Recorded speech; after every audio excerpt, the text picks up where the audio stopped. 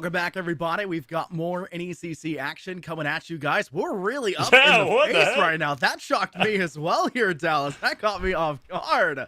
We've got more NECC action here starting off for week 2, and we are super excited for more Valorant. The best day of the week, if you ask me, in Dallas, even though I also do R6 here. It's UConn versus the UML Riverhawks. They both had a very solid week 1 going 1-0, but if you're going to draw any conclusions, UML did struggle just a teeny bit there, Dallas. They had to Yep. face off against Champlain, and they had to take it, I think, 13-10 for both maps.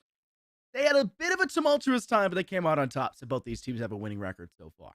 Yeah, that's just how it really goes ahead and starts to pan out here in the season. It's early on. You can't really go ahead and stress about the scores too much. You can't really freak out about what's in front of you overall. It's a good time of the year for Valorant, though, considering that we're not only in the start of the year in the collegiate scene, but even then we have the actual VTT starting to start up here, even in the first couple of games occurring in Sao Paulo, down in Brazil as it stands. So, I mean, that's going to be good to watch because not only that, we're going to see probably a lot of those strats and things that start to funnel down, being that's the last thing we've seen, and now actually get to see all the stuff unravel of the partnered leagues. I'm sure a lot of these teams are going to be integrating that stuff over the course of the season, kind of figuring out what the professionals are doing now, with Chamber kind of being gutted, with the new maps being in rotation now. There's a lot of changes that are in the air right now, so, I mean, it's not really the biggest deal in the world, but regardless, so, we're in the Champions Division. You can't really slack on these guys. I think they're all shooters at the end of the day, so that's something you can really rely on. Yeah, I think a lot of it does come down to that level of just talent that's here in the NECC and on the collegiate level, especially at the highest of divisions. We're in the Champions Division. Of course, we have like 30 divisions within Champions up to this point. We got so many teams down the NECC. There's a place for everybody. Feel free to sign up for our next semester as well. But these two teams have already won games in the Champions Division, so we can already give them a huge highlight to the team just in general. And we've seen them before as far as I can recollect. We know what they're capable of. Speaking of these teams, let's go ahead and pull up the rosters here so we can go ahead and highlight those players more specifically, Dallas. First and foremost is that UConn side. K-Pin, Stan, Defoliate, Nami, and I Can't See.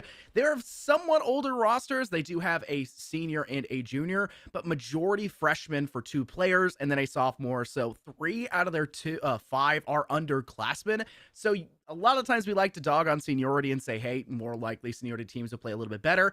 But honestly, for Valorant, it tends to be the other direction as the young blood just know what to do next in the game. Yeah, I don't know what they're feeding these kids in school nowadays, but I mean, they just like to just frag out. And it's impressive. It's impressive, I'll give them that. But even then, you got to work on those comms. You got to make sure communications and just the overall atmosphere is always going to be high. But let's go ahead and do the other side. Look at UNL here real quick. They got the likes of, obviously, you can tell they're in the top. Man, what is going on in my situation? We'll go from bottom to top. We'll do things differently. We'll go over with Ace, then we'll go with Boonger, and then Balding Goblin, Dolan, and then Witness. So a lot, as you mentioned, kind of the same situation. A lot of kind of upperclassmen. We got a graduate student, or respect there. I'm in that same kind of situation right now. 3 juniors and a sophomore as well. So, I mean, as you talk about kind of the seniority of situations, even throwing graduate students in here, keep in mind, Valorant is still a relatively new game. I think we're sitting like year number 4 now. So all these players that have been around for Valorant, I mean, that first year we didn't really have a competitive scene in the collegiate area, or even just generally. It was kind of a lot of grassroots stuff there during that closed beta. Everybody was turning on those 24/7 Twitch streams to see if they can get themselves a key to play. So we don't really have all the time in the world to really figure out what exactly is going on here. It just comes down to teams kind of getting themselves situated, figuring out how everything works between each other, what kind of chemistry can start to mix up here, and even then more so how they're actually going to put that on the field, because schools are still not really investing in these coaches. So these IGLs are really the ones that are carrying a lot of the weight. Yeah, and if your team has a coach, that is a luxury, right? You want to make sure you're making full use of them. So if that is the case and your team, no matter what division or school you're in, has a coach, go ahead and lean on them a little bit harder, because not everyone has that same luxury, especially in the collegiate scene and also just in the amateur scene as well. Very undervalued position, to say the least. But you talked about the beta scene where everyone's watching this 24-hour live streams. It took me about a week to get mine, and my favorite map was Bind, and I'm hoping we get to see it here today. But the problem is it's gone, and it's no longer available. I know you have that same kind of opinion when it comes to Breeze. But it is what it is. Split and Fracture were banned first and foremost. That's not the biggest shocker. Icebox and Ascent being the first 2 is also a very standard thing. Haven and Pearl off. The big shocker there, Haven being banned first for UConn on that second phase, and it's Lotus to go for the decider should that third nap need necessitate it. Yeah, and even then, I mean, Lotus, that's going to be the funnest part, at least for me. If we actually do get around to getting to that point, finding ourselves in that third map, looking for a way to get things going even. But Icebox and Ascent, those are kind of both a gentleman agreement map. Ascent, obviously, we're going to see that in every single series, probably over the course of the entire semester. That's to be expected. Haven will probably be that quick little backup there, and Split if teams start filling it out once more, maybe something. But I think a lot of teams are in the same kind of situation as me, where they're not a big fan of the verticality of the map, and that's just really why Split didn't find that huge success and why it was so defense favored. But I mean, looking forward, Lotus is something I feel like I have to see. I quite simply, I feel like I have to. Pearl, oddly enough, we didn't get too much of that. And every here and there, though, it was kind of thrown in pretty irregularly. A lot more than what we really would have expected. So to see Lotus already in the map pool and just kind of being left open rather than just being a permaban off the get-go, it's pretty good signs for it. Yeah, I mean, when we did get to see Pearl here, Dallas, when I'll get it eventually. When we did get to see Pearl, it was a very fun map, but a lot of it did ultimately come down to the lower divisions that were playing it. Yeah. When we would see it in Champions, it was still the same problems that plagued those lower divisions of one side being so dominant in comparison to the other, whether it was attack or defense. Honestly, it was a flip of a coin. I'm hoping that with a little bit more time since last season, these teams have kind of worked things off. And I get it. It is the off season. It is kind of that vacation time. But sometimes you want to have a bit of a staycation as well and really work on those basics and get a map like that under control. We won't have to worry about that one, but you might have to start worrying about getting Lotus under control, because letting that one be the decider could be a tail of the tape. And with Ascent being that second map, it is still up in the air whether we'll see that third, because we mentioned it so heavily last week. Everyone knows Ascent. You are going to be able to play this map. It is going to be the go-to factor. The fact you're comfortably picking this one means you better know that you're better than your opposition. I don't think that's really there to say. Yeah, and that's the problem when it comes around to Ascent, right? I mean, even then if the team decides to pick it, because that's what those first two maps are. They're not ones that are just kind of left open, or you say, oh, we kind of band around this, we're going to pick for them. It's not anything weird like that. It's your tried and true ban and pick system. A team selects this map for the second one. They know they have that confidence. And we saw it last week where the team that actually chose out Ascent did win the map. But that still, it was by a very, very, very narrow margin. It was like 13-10, 13-9, 13-11. It's within those kinds of ballparks of still being those double-digit games, and you really can't just have that kind of risky maneuver whenever you're going into a map that you selected, and your third's a little bit more of a wild card. But what could be a wild card is at least the rosters here for the side, but that's not going to be the case. Still, tried and true just across the board. Even then, I saw an Icebox Hill with NRG, the old Optic roster. They went for a double Sentinel, double Initiator with a little sandwich of the controller there in the center, but we're getting a duelist for both sides.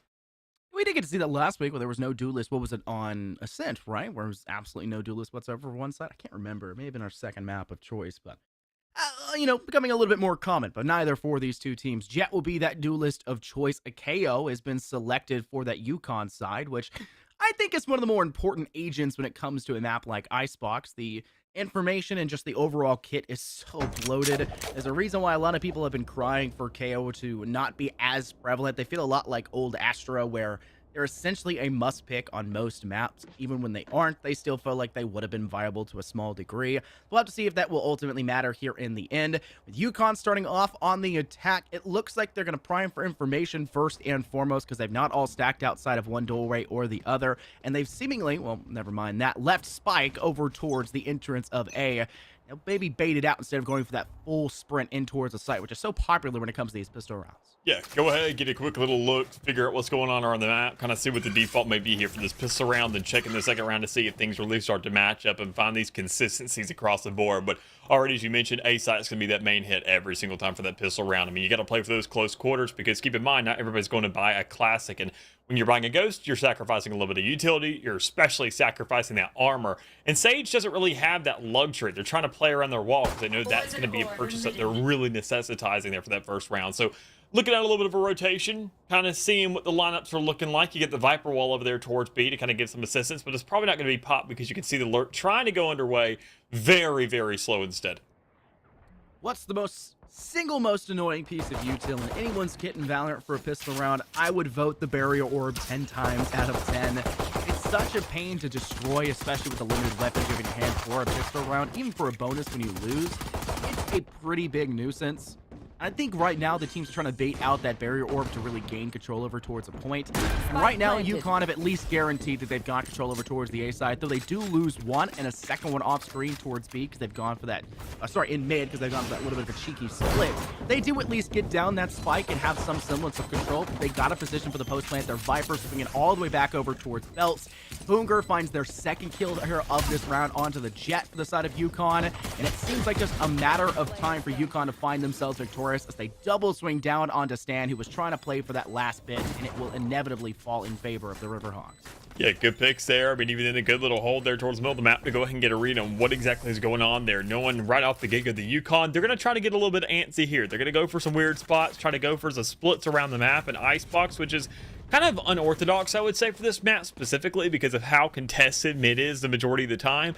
You can't really split up towards a site. You can't say, all right, let's go kind of maybe like Haven where you say garage, C split, or maybe A short long. There is no kind of variance there. You just hit a site as best you can and you funnel all the utility into a singular area. It depends on the kind of utility and kits that you're running to really dictate what site you want to go for. And even better yet, the weapons as well. So speaking of those, we already got some obviously for the side of UML. They grabbed themselves that win in the last round. We don't see purchases across the entire field, but we do see a sheriff kind of lingering with that armor there towards the top, but everybody else looking for like the Ares Spectre kind of typical buy you see because, well, keep in mind the Stinger is going to be going away here soon. Well, it's doing everything they can to lock down that kitchen side and has a little bit of assistance when it comes over towards the exit out towards Orange, but unfortunately they're not going to be allowed to pick up the majority of the kills themselves as off screen Baldilo Goblin finds themselves the majority, and Ace will even clean out for that final frag. The UML Riverhawks having another spectacular round, and they'll hold on to the weapons they still had in hand, and looks like Witness will go ahead and buy up to force up for this third round as well. Not the worst case, especially when you're on the defense, because you can kind of dictate the distance at which you fight those engagements. It is somewhat of a good idea to still engage with as much as you possibly can, and they're going to try to keep UConn down to a 3-0 start for the Riverhawks. And that's the crazy thing that I'm looking at here. I mean, you already mentioned Witness with that Vandal in hand. I mean, that's something to be expected. That was one of those players that didn't buy in that last round, so you're really getting a lot of money stacking up there in the back. But even more so, I was kind of looking at that jet there for a second, seeing what could have been done there, but Ace just doesn't get the job done with the Marshall, which is to be expected, but everybody else is doing more than enough. Able to go ahead and get off a big pick right there towards B, man. You pick up 2 weapons with those Vandals that are just free to take on the ground, and you get a nice little hold over towards the A side as well. A gorgeous setup for UML, and they're looking to keep it going.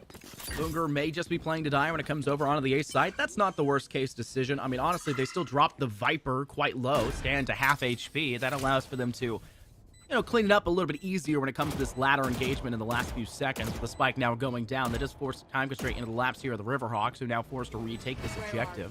Dolan's going to work from screens, player aggressing quite close, and with Witness over on stairs, they'll have to make sure that they try to jump out in the exact same time to assist Dolan, who's now unfortunately stepped into a snake bite. Was a bit vulnerable with that decay there as well. Baldilo Goblin gets a nice shot connecting over towards Nami with a high ground held here by Witness. It doesn't even seem to matter. They'll lose both teammates. Dolan and Baldilo Goblin quickly after the fact. Headshot over towards Stan, but Witness is stuck in a one-on-one. A single HP to defoliate. They just need to tag one single shot, and they can't bait the player out in time, and they go for the rope, but can't find the kill. Defoliate will save the day with a 3K, even though no time was remaining anyways, and UConn will give themselves their first round win, though quite a costly one at that.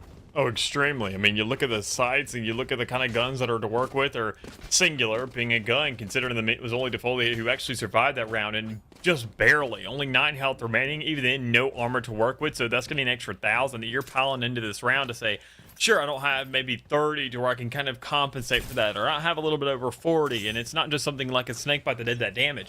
You have to stack that extra K on top of it, but the rest of the team is still opting to go ahead and invest that extra 400 at least for some kind of light armor to play off of. So a little bit of a fast push towards the B site, but it kind of quickly shut down, or at least negotiated when you see that first blood going underway there for the Viper. Hostile negotiations, more like it, Dallas, as this one's not so kind. No handshakes here, just straight shots back to the other's dome. Dolan up inside tube, though, is going to try to send the Prowler down to force them off of that point to go for Spike. They'll still stick it past that, and Foliate will die because of it, though Spike does manage to go down. The Viper's pit, though, up for Stan, and this is a rough spot for the Riverhawks to work into, but Stan gets over egregious, and because of that, loses their life. The Viper's pit dissipates, and Dolan will clap on for a second to close this round out. Yeah, good lookings here from UML. They're keeping their kind of whole steady space going. And they're even then, I mean, just shutting down Viper's Pits. They're pushing into sites. They're pushing into utility. I mean, they are having their confidence start to well up here. And it's paying its own weight in gold, quite honestly. But what it comes down to, though, is can this continue? And even then, more so, is there going to be a shutdown point for UConn here? Because, I mean, this is Icebox. This is the map that we never see. This is something that's kind of pretty common. So you have to have some kind of attacking plan, especially on this map, considering that that's where we see usually the majority of the actual success in this map come from. So already starting in 3-1, and even then keep in mind that one round that UConn ended up winning was, no, we could call it a negotiable win, but a win nonetheless. It's a little bit odd, though. You've got to see exactly how that sets up the rest of the game, whether or not you're going to have something to play with right here. And sadly, you just don't. A Blazestorm invested, not really getting too much there, and even then, not too many players surviving, considering the 3 have already been mowed down right down the center. Villa tried to get a little bit of extra assistance there from Witness. They tried to reswing before the rifle was ready to be refired, and because of that, they'll lose their life. But it's only a single person to be traded out. Past that point, the Riverhawks have been nigh flawless, finally losing their second here of Witness, but Ace, with an ace up their sleeve, quite literally, the operator in hand, they'll close out that first frag. Now swinging for a second and can't take down the Sova. Narrowly missing Nami, and unfortunately, they'll survive for the time being. But how much can you truly survive at this point, Dallas? It is a 3v1. Even if you step towards a site and get one kill, such as the Viper of Baldy Logalin on that B site, you still have to take the players that are going to go for the retake. Yes, Spike is in hand, but it is a very dangerous conundrum you're currently lying within. And working slowly through green still will give them easy access, as you don't have the ability to cut down their sight lens as only a Sova. No controller to help you with those smokes.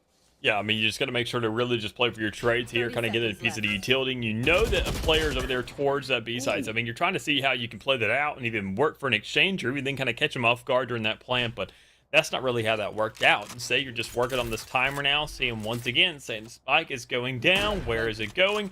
And even you already made the ping to say, well, is it default? No, sir. It is right there towards the inside. Ace finds that kill, gets that closure, and finds another one to play with here for UML. So that's the operator carrying over, because Ace is still staying alive and well towards the back of the map, kind of playing themselves out, knowing the economy isn't going to work out too for them if they really end up losing an operator, and even more so when, or lose the round afterwards. But just making sure to kind of play the life out, kind of do a little bit more of a reserved gameplay here, because, well, you're still 5-1. Your ratio is looking outstanding, at least in terms of KDA. That's going to help your ACS, especially towards the end. But more importantly, you're really just going ahead and creating those sightlines and intimidation factor during these big lineups. Point out as well the situation where you get that first pick on site and then you rotate to the far side of B. Yeah, it does set yourself up for a very pretty, I guess, steadfast spot to lie, but you're forced to step back through that garroted wall, the hole in the wall, and just opens up sightlines for Ace. It's a bit dangerous to step there. Maybe just a slight miscalculation, and ultimately does not pan out for them. Great shots to connect for the first blood for UConn. Quickly taken back, though, and the Witness tries to swing in for their second kill. Meets too many eyes, I would say. And because of that, they'll lose their life through tube. Not really a chance to fight back in that scenario. Great orb will be placed. That should give access for UConn for the resurrection used there to take back the Foliite into the fight. It also will allow for them to step through tube should they choose to do so, but they lag back, and because of that, Boongur is able to pick off Defoliate again. A waste of a resurrection, unfortunately. And I wouldn't say it's too much of a waste. I mean, you're still getting the information, but man, is it really expensive information. You've gotten an ultimate to come out, a resurrection specifically, in exchange there for the side of the Riverhawks to keep their numbers up. But they're doing that a little bit better, considering that player's staying alive. They make sure to capitalize off of it and get themselves a numbers advantage where they were down in a deficit earlier on. So they're really keeping things tight. They're trying to play it as best they can, and they're doing an outstanding job just in that regard alone, because, I mean, as good as they can is a little bit of an underestimate when they are playing extremely great right now. This lingering is everywhere in the map, just kind of getting these off angles, seeing what they can manage. And I mean, 4 rounds in a row, honestly, they'll take it. That's what they're managing. That's what they're doing. They're playing this game out extremely well.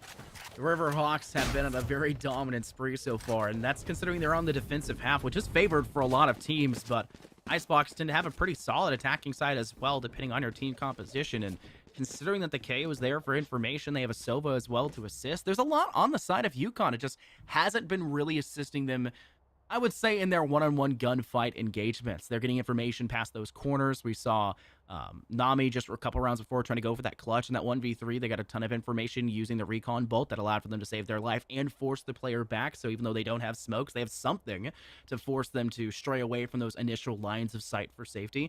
It's in the kit for UConn. They know what they can do with it. It just feels like when the gun engagements eventually come forward, they're slower pace, they're lagging behind for their pivots back towards the side, or just maybe not turning fast enough, or causing them to lose what essentially could be a one-on-one fight, but it's turning into a 1-on-0.75, and that 0.25 extra that the Riverhawks have is getting them those kills.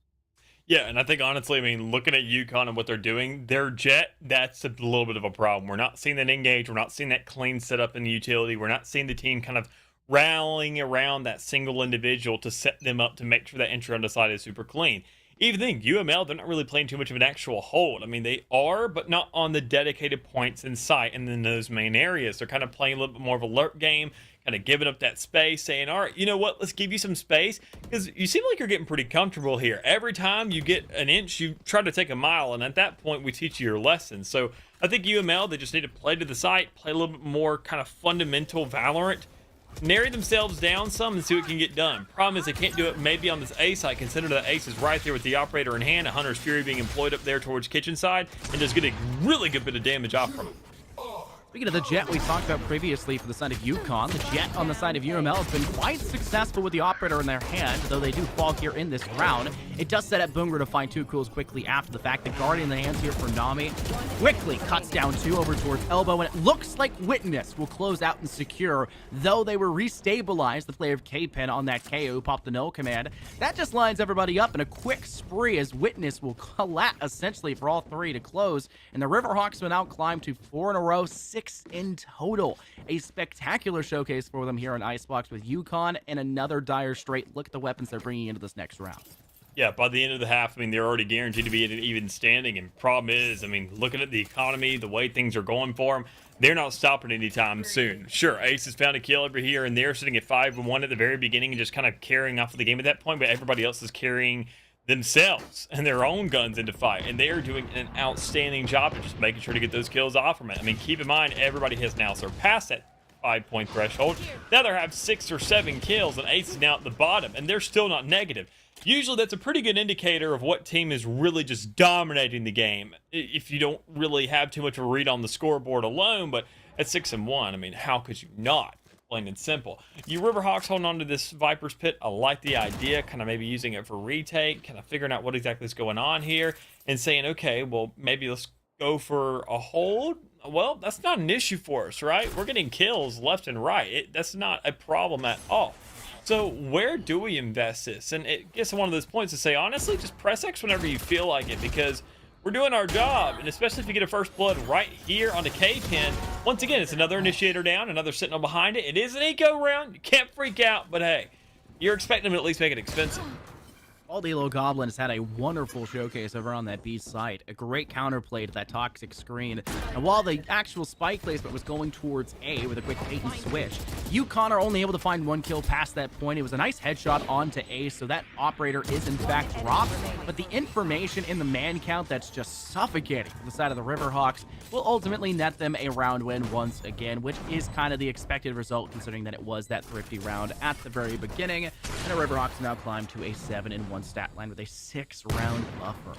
A ridiculous lead already garnered for them, and thankfully for UConn, they can make use of the rifles finally back here in this round. If they hadn't used their timeout earlier, Dallas, I would say maybe now would be the time to use it, but using it so early and it's still not really giving themselves any sort of a chance, that doesn't give me the best confidence for UConn continuing here in this half. They got to play to get at least 2 more rounds. I mean, I think it's okay, considering that, I mean, what, it was 5-1 when they whipped out the timeout, and that's halfway through the half. That's a quarter of the game. So you can't really give them too much discredit for what they did. I think the call there makes sense. But what they need to do is make sure to do it kind of on a round, or we need to see some kind of an influence. And problem is, they're just not really changing too much up. Sure, they're kind of changing up tiles, but it feels like one of those kind of ranked games where you're saying, okay, let's go B instead of A, rather than saying, you know what, let's kind of work on these trades a little bit more. We need some confidence in the back end to make sure we're going to be hitting these picks. And that's just something they're not doing. Even in a round where you have rifles, already a flawless couple kills to just back up on the end of UML. And, I mean, Nami finally shuts that down, but goodness gracious, 3-1 is a perfect ratio, and you just keep on adding the damage on top. I mean, the damage has already been adding up this whole entire round where you give up first blood to Bald Elo Goblin, you allow Witness to go for 2. That is a problem that needs to be kind of snipped in the bud for the side of UConn. These early engagements that are not netting themselves any success. You have this much of a kit in your hands. The KO, the Sova, the Viper, and you're really utilizing any of it to separate sightlines. You're not double swinging away from that cubby position from Garage and Long of Green. You're not trying to give two players there to force the sightlines of UML a different direction, because you saw it there in that last round. The one loss that the Riverhawks gained, that wasn't the best shots back in return. It took them a minute and they hardly moved their mouse. They moved their body to try to find it. UML's not the end-all be-all of fraggers, so to say, but they're beating UConn at their game because they're not letting them get any control of the map, which is a huge factor for the side of UConn, because every time they try to push up somewhere, like here through Orange, it fails, as already they've lost their Blade Storm. Stan finally gets a clap back, but that rifle will still be very much so covered by Bald Elo Goblin, who's watching from above, and Ace up in that heaven. Easy closeout on I Can't See. Yeah, just already another kill underway. And I mean, you got to consider these rounds over and over again. I mean, credit where it's due. I like the players when they work in these duos. They're trying to make sure to do as best they can when trading, especially considering, I mean, the circumstances given to them. These players at UML are looking like a different league. I'm sure when you're in the lobby, you're dying to them so much you feel like you never have a chance. It's very, very difficult to be fighting, especially when you really can't even see anything and Ace is up there in the middle of the map just shutting each one of you down like it's absolutely nothing. What can you do in spots like that? And I think, honestly, just the lack of dedication to a site is something that I'm kind of lacking, that I'm missing a little bit, because we see the default again and again and again. I mean, even in that last round, we saw two players towards the middle of the map. I understand it's a Thrifty or an Eco round. That's where you're trying to kind of freak out, do something odd. But, man, I mean, we just got to find this utility. We got to funnel it down. I mean, keep in mind, who is an MVP right now? Who's looking absolutely disgusting? What site do you see the stronger players playing?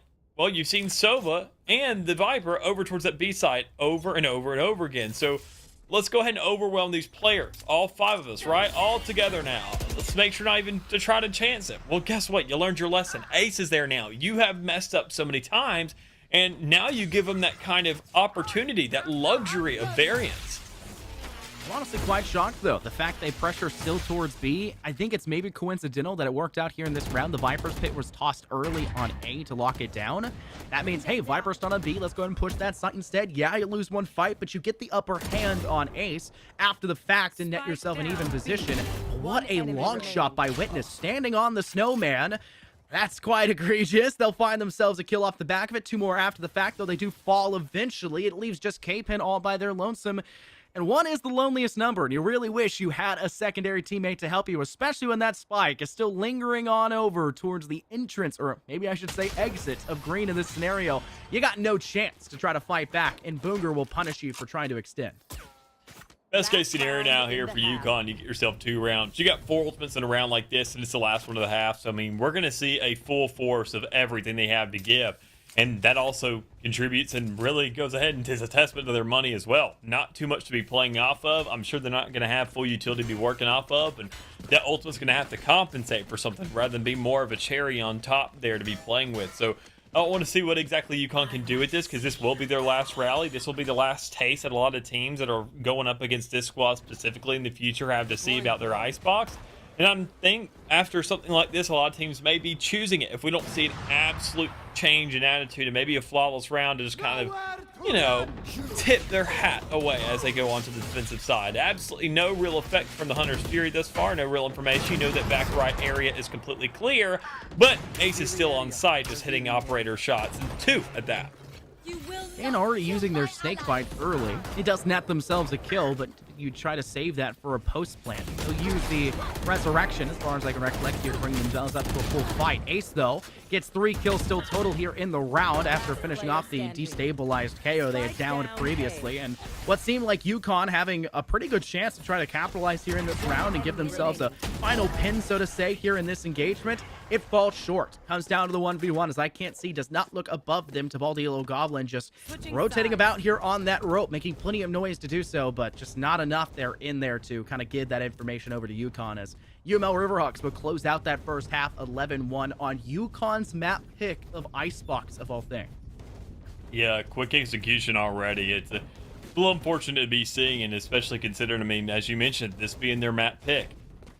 It's just something, man. Already, I mean, the last 2 players in that last round that we saw being the likes of Bald Elo Goblin and the Witness, It's just two different problems, both that were at the top of the leaderboard before Ace really started going off with that operator. Because once again, I think Ace is kind of getting to that point now to where 13-5. That's on the defensive side, not even going for retakes, just straight up holding out and just warming up that aim with an operator. You're not putting a gun into your hands like a sheriff or a ghost or something, and you're looking for those headshots. And speaking of those, Defoliate can already find one, so it's good looking for them to make sure to get themselves a good start on this pistol round. But it's a pistol round, so anything can go. So long as your Sage is alive, any heals can go off, any ghost can get a one tap whenever you need it, and Defoliate finds himself a second.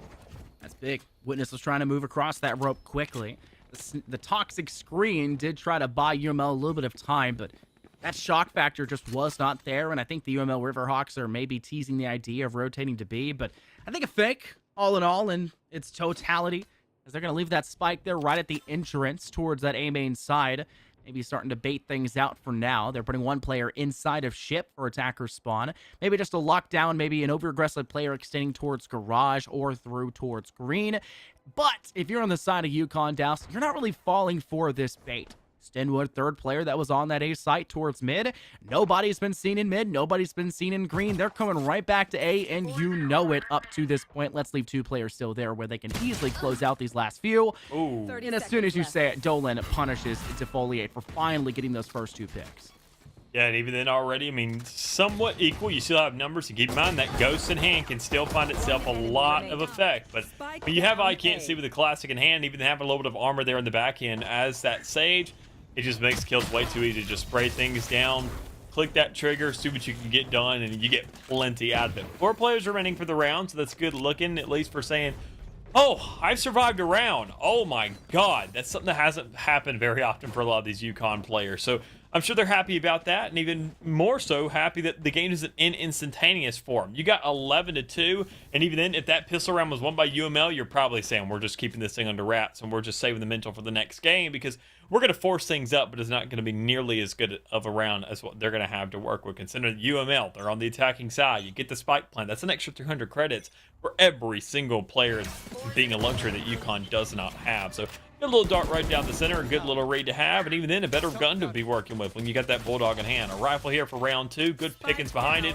and a Guardian towards that B side getting work as well. Hey, UML, sorry to break it to you, but a quick rush down through orange needs to be a quick rush. You cannot allow yourself to be stopgapped so effectively by UConn. Yeah, sure, Toxic Cloud may go up, swing right past it. Sure, Shock Dart might hit you, swing right past that. But the more you sit still, the more you kind of hesitate to push forward, the faster UConn can position themselves to deny that push. Looking at the position of the map for UConn's defense, you guys had a very good chance of taking control of that B side and getting that spike down, like Dallas mentioned, to get those extra credits, padding your pockets.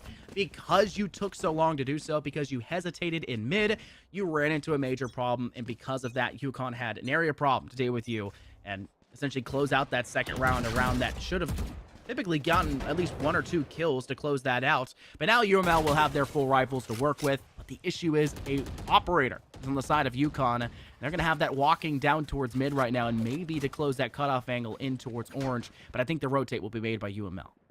Yeah, and even then, if you don't have that angle and if you're not pushing down the middle of the map, you have to make sure to keep your eyes out for these UConn players, see if something is lurked up mid. And guess what? Surprise, surprise, it has.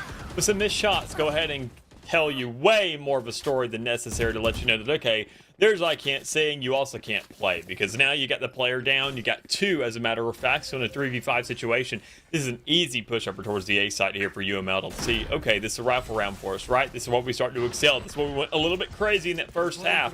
Well, they're going to look even better. Trying to use as much as they can of this owl drone, unfortunately. Blinded at the last moment, does not get its initial ping. Hot tries to go over the top as well, but UML have effectively denied every sort of presence that's come out here in this round for UConn. Let's keep in mind as well, they had an operator going into this round. This has been a very costly endeavor for them. It's one of those scenarios to say, well, UConn, you have 1 round truly of wiggle room until you give them 12. Do you go all out and just say, if we lose it, we lose it? That will more likely than not be the game. Or do you say, hold on to it and just play for the latter stages? I think they tried to commit. I think they wanted that 3rd round. They wanted to deny the 12th. And because of that, they unfortunately just kind of bit the bullet quite literally as the Riverhawks cut them down every single turn. And now Ace has an operator in their hand. There's a reason they're second best here in this lobby. They're going to make quick work of you over towards that green side if you decide to peek them. Yeah, I mean, just Swift here for the side of UML, and even then that operator be on the attacking side, something I'm a little bit questionable about, considering that you usually want a Vandal in these players' hands. I get it, you're already warmed up with a weapon, but man, it's super expensive, and it doesn't really excel on that attacking side, because I always talk about how it's a little bit of a lack of a mana on that retake more times than not when you're on the defense, but that hasn't been a problem for him. What's the problem right now is pushing onto site, finding that space, making sure to capitalize on top of it, and finding kills at the same time, understanding what corners may be hugged. And UConn has had a pretty good read in that thus far. They're making sure to get these kills kind of where they can, managing some plays across the board and seeing what rotations may go underway. And even then, the kind of patience right now to kind of play it out. You have the push up towards A, you know, okay, they're not going to be rotating. We have a player holding that. But what's going to be happening on site? Well, we don't know what's under 2. We don't know what's in kitchen. You know one's on site. You know Witness is now out. And it's Spike's trying to go down. So a little bit of information being given away from UML. This round, I think, is going to be done for him. I don't know. This is a huge returns now by Ace. Baldilo Goblin finding another kill on top of that. That evens things out now to an even 3-on-3. And Spike has already started to pivot back on over towards that A side. A very direct approach in comparison to what Baldilo Goblin is currently brewing up inside mid. Stepping and extending to maybe take this cutoff angle into I can't see 3. They'll go for the head. They find it. Now hunting for a second. At this point in time, greeting for that second kill may seem like a right idea, but you're even with your teammate. Play for it and unfortunately cannot find the kill that is needed to close out Nami to isolate for a 2-on-1, and it leaves just your lone Fade on site. Not much to work with for Dolan. They know there's a player, the KO, sticking over towards that screen side. They'll try to swing in. They run out of ammo, and no! UML's one chance at closing it out with a 13-3 scoreline slips through their fingertips, and UConn managed to hold on for at least another round. Honestly, I mean, a round like that being lost, you're a little bit kind of shaken up about it. You're a little bit annoyed, more importantly, because of how close that clutch was. But honestly, when you sit at 12-4, sure, you can say whatever you want about the game. You can just end this thing outright, do whatever you want to do. But keep in mind, I mean, the Ascent's coming up next. This map, this series is not over just yet. And you can go ahead and start planning for the future. Typically, this is something that isn't utilized very often because I talk about how often these players, I feel like, should save just in case worst case situation rolls around. Make sure to have these safety nets under them.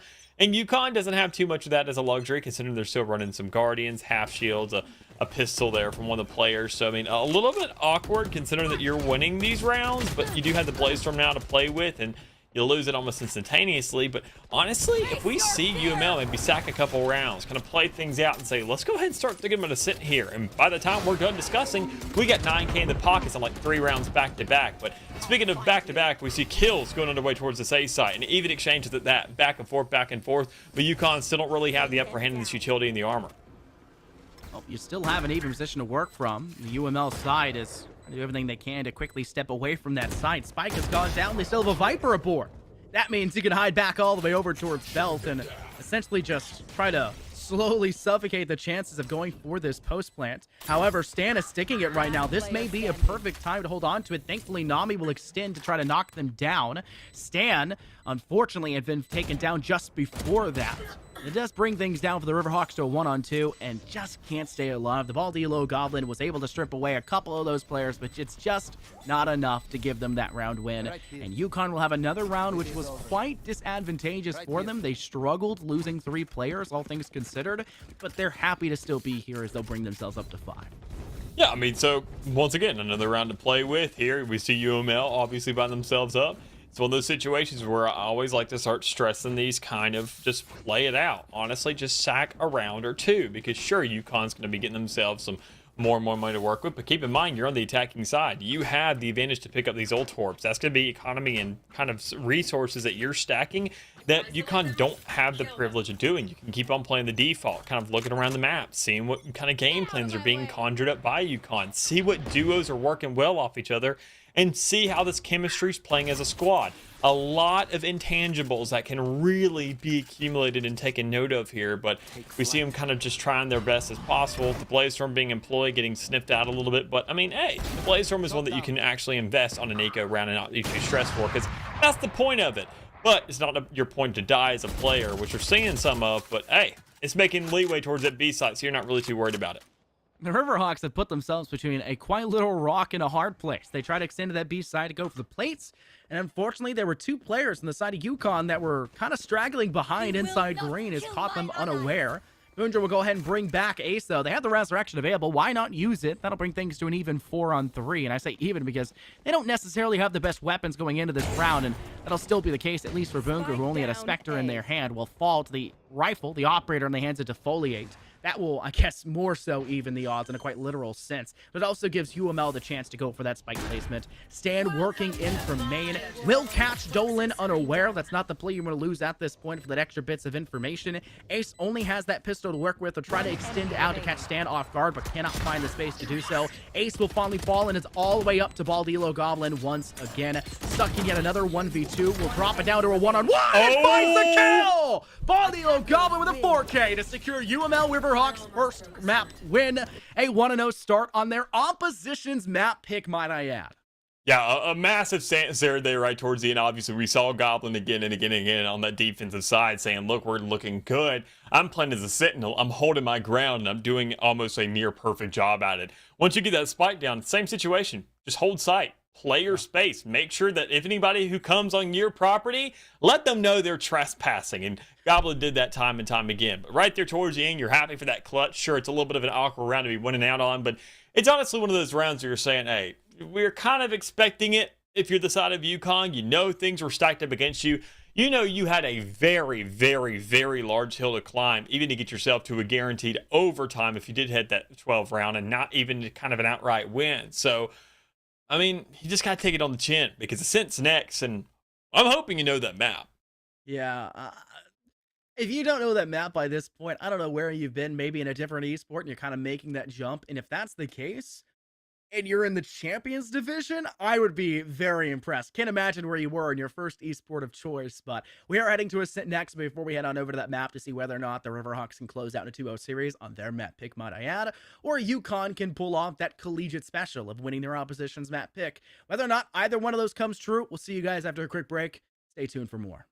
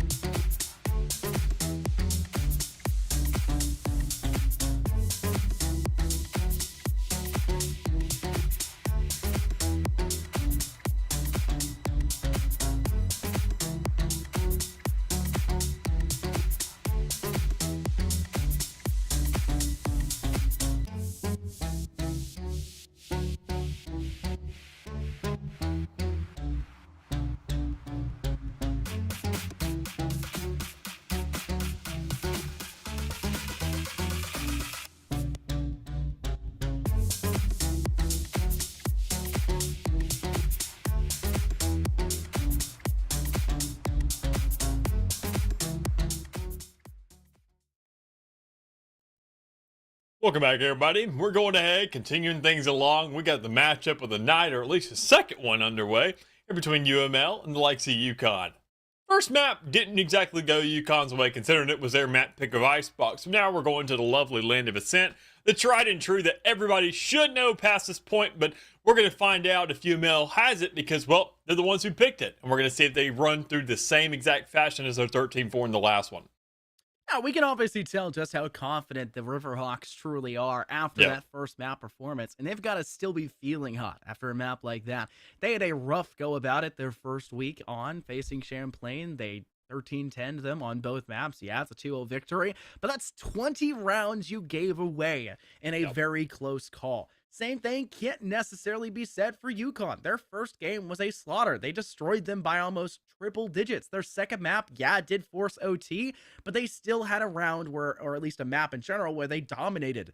Maybe this is the chance for the Riverhawks to kind of face the same problem where they dominate map 1 and then struggle in map 2. But if you're picking Ascent, Dallas, you've got to feel confident on Ascent. And I feel like the Riverhawks are a team that's not going to let things kind of get out from underneath them. But I also do feel like that UConn composition we saw on map 1 of Icebox, if used again here on map 2, except for maybe the Sage, they're going to be much better prepped. I just didn't feel like they made the most use of that KO on map 1. And if they do the same thing here in Ascent, it'll be the same story with the Riverhawks taking it.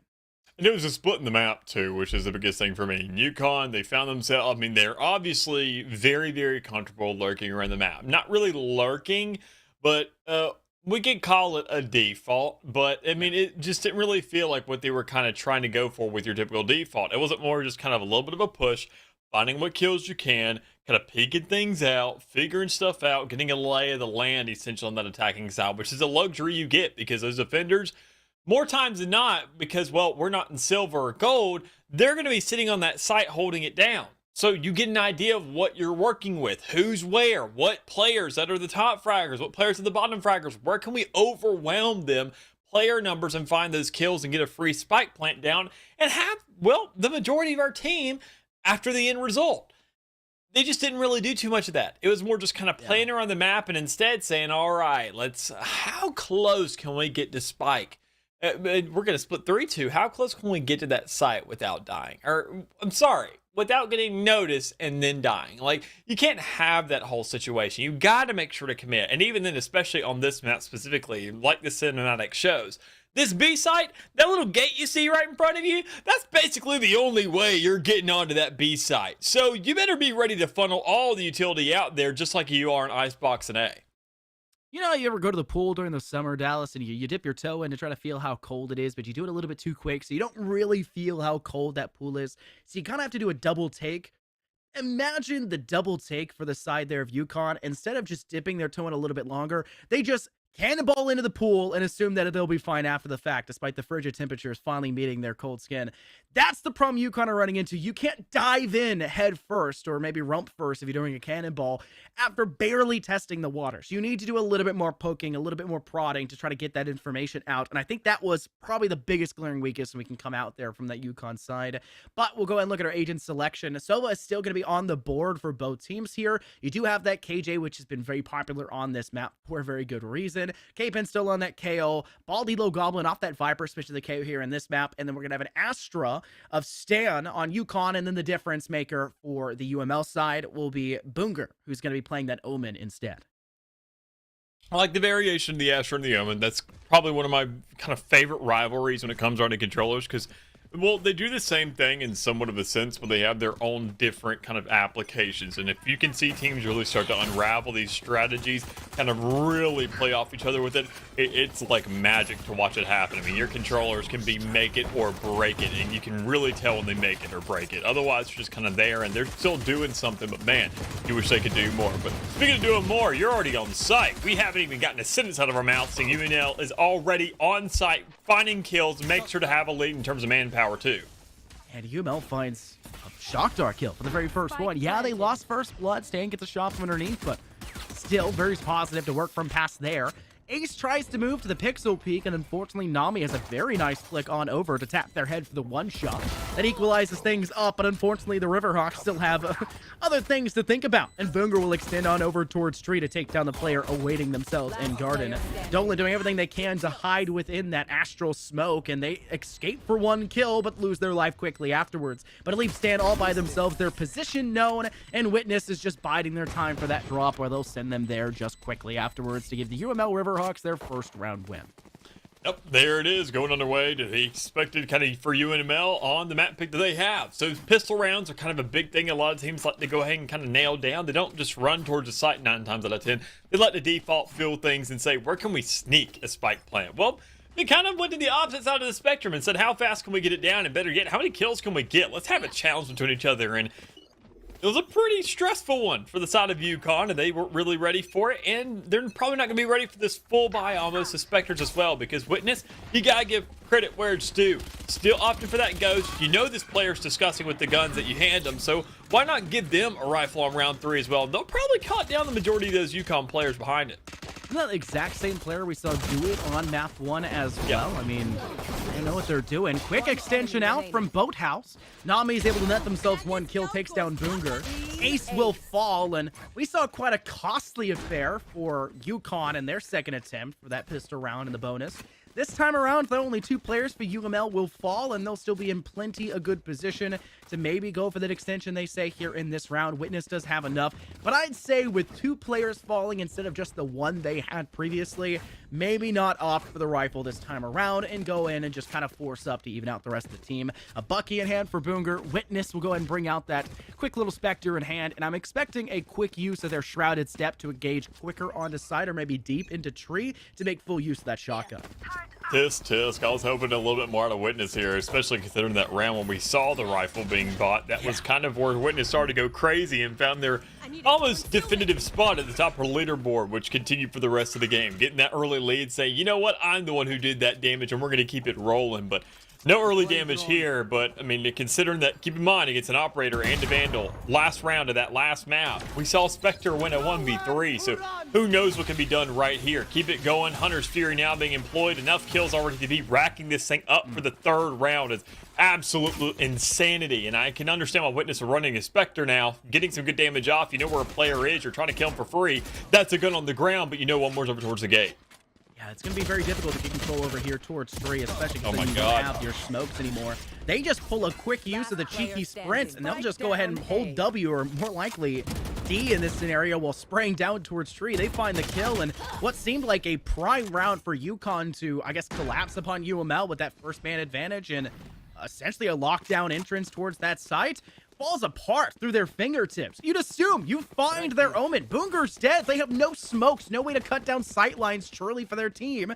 I guess they technically have a cloudburst, but they don't have anything substantial, no meat, so to say, for their burger, and they come out of it with nothing. They lose that fight. What a rough way for UConn to go about it, and they're now down at 3-0 on Ascent.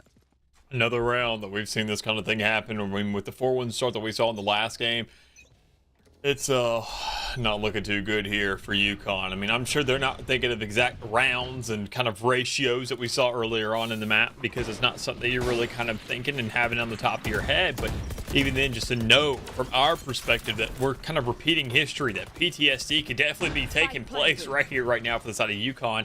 You can't let that thing get to your head. But one thing you do have to do is make sure to start clicking some heads, because this wake up in terms of the kill feed has to happen eventually. And sure, it's not going to happen around like this. You can't get overzealous. You can't freak out about it. You kind of have to just know what's coming your way. You do find a kill in the meantime, but this next round has to be kind of pitch perfect, or I think we're going to see just as quick as a map. I think I figured out what esport UML were doing right before Valorant, with the joke I had made earlier at the end of that last game. And I don't mean this as an insult whatsoever, but it will sound like it. It looks like UML has come from R6 here, Dallas, from Rainbow Six. They're following their drones to pick up for a frag. One man on drone duty, another one to collapse on the player. We saw that with the Owl drone up through rafters, with a quick player right behind it, with the Owl drone still out to clean up for the kill off the back of that information. A very wonderful 1-2 collapse, and I definitely do not mean to insult them by saying there are 6 players. It does sound like that, though. But that is a UML start for a 4-0. Yeah, that last round was an eco for UConn, so you can't really give them too much. But the UML Riverhawks have pretty much undeniably said this A site is ours. You will never deny us from this objective, and we're going to push it 3 to 4 rounds and possibly make it even 4 rounds total.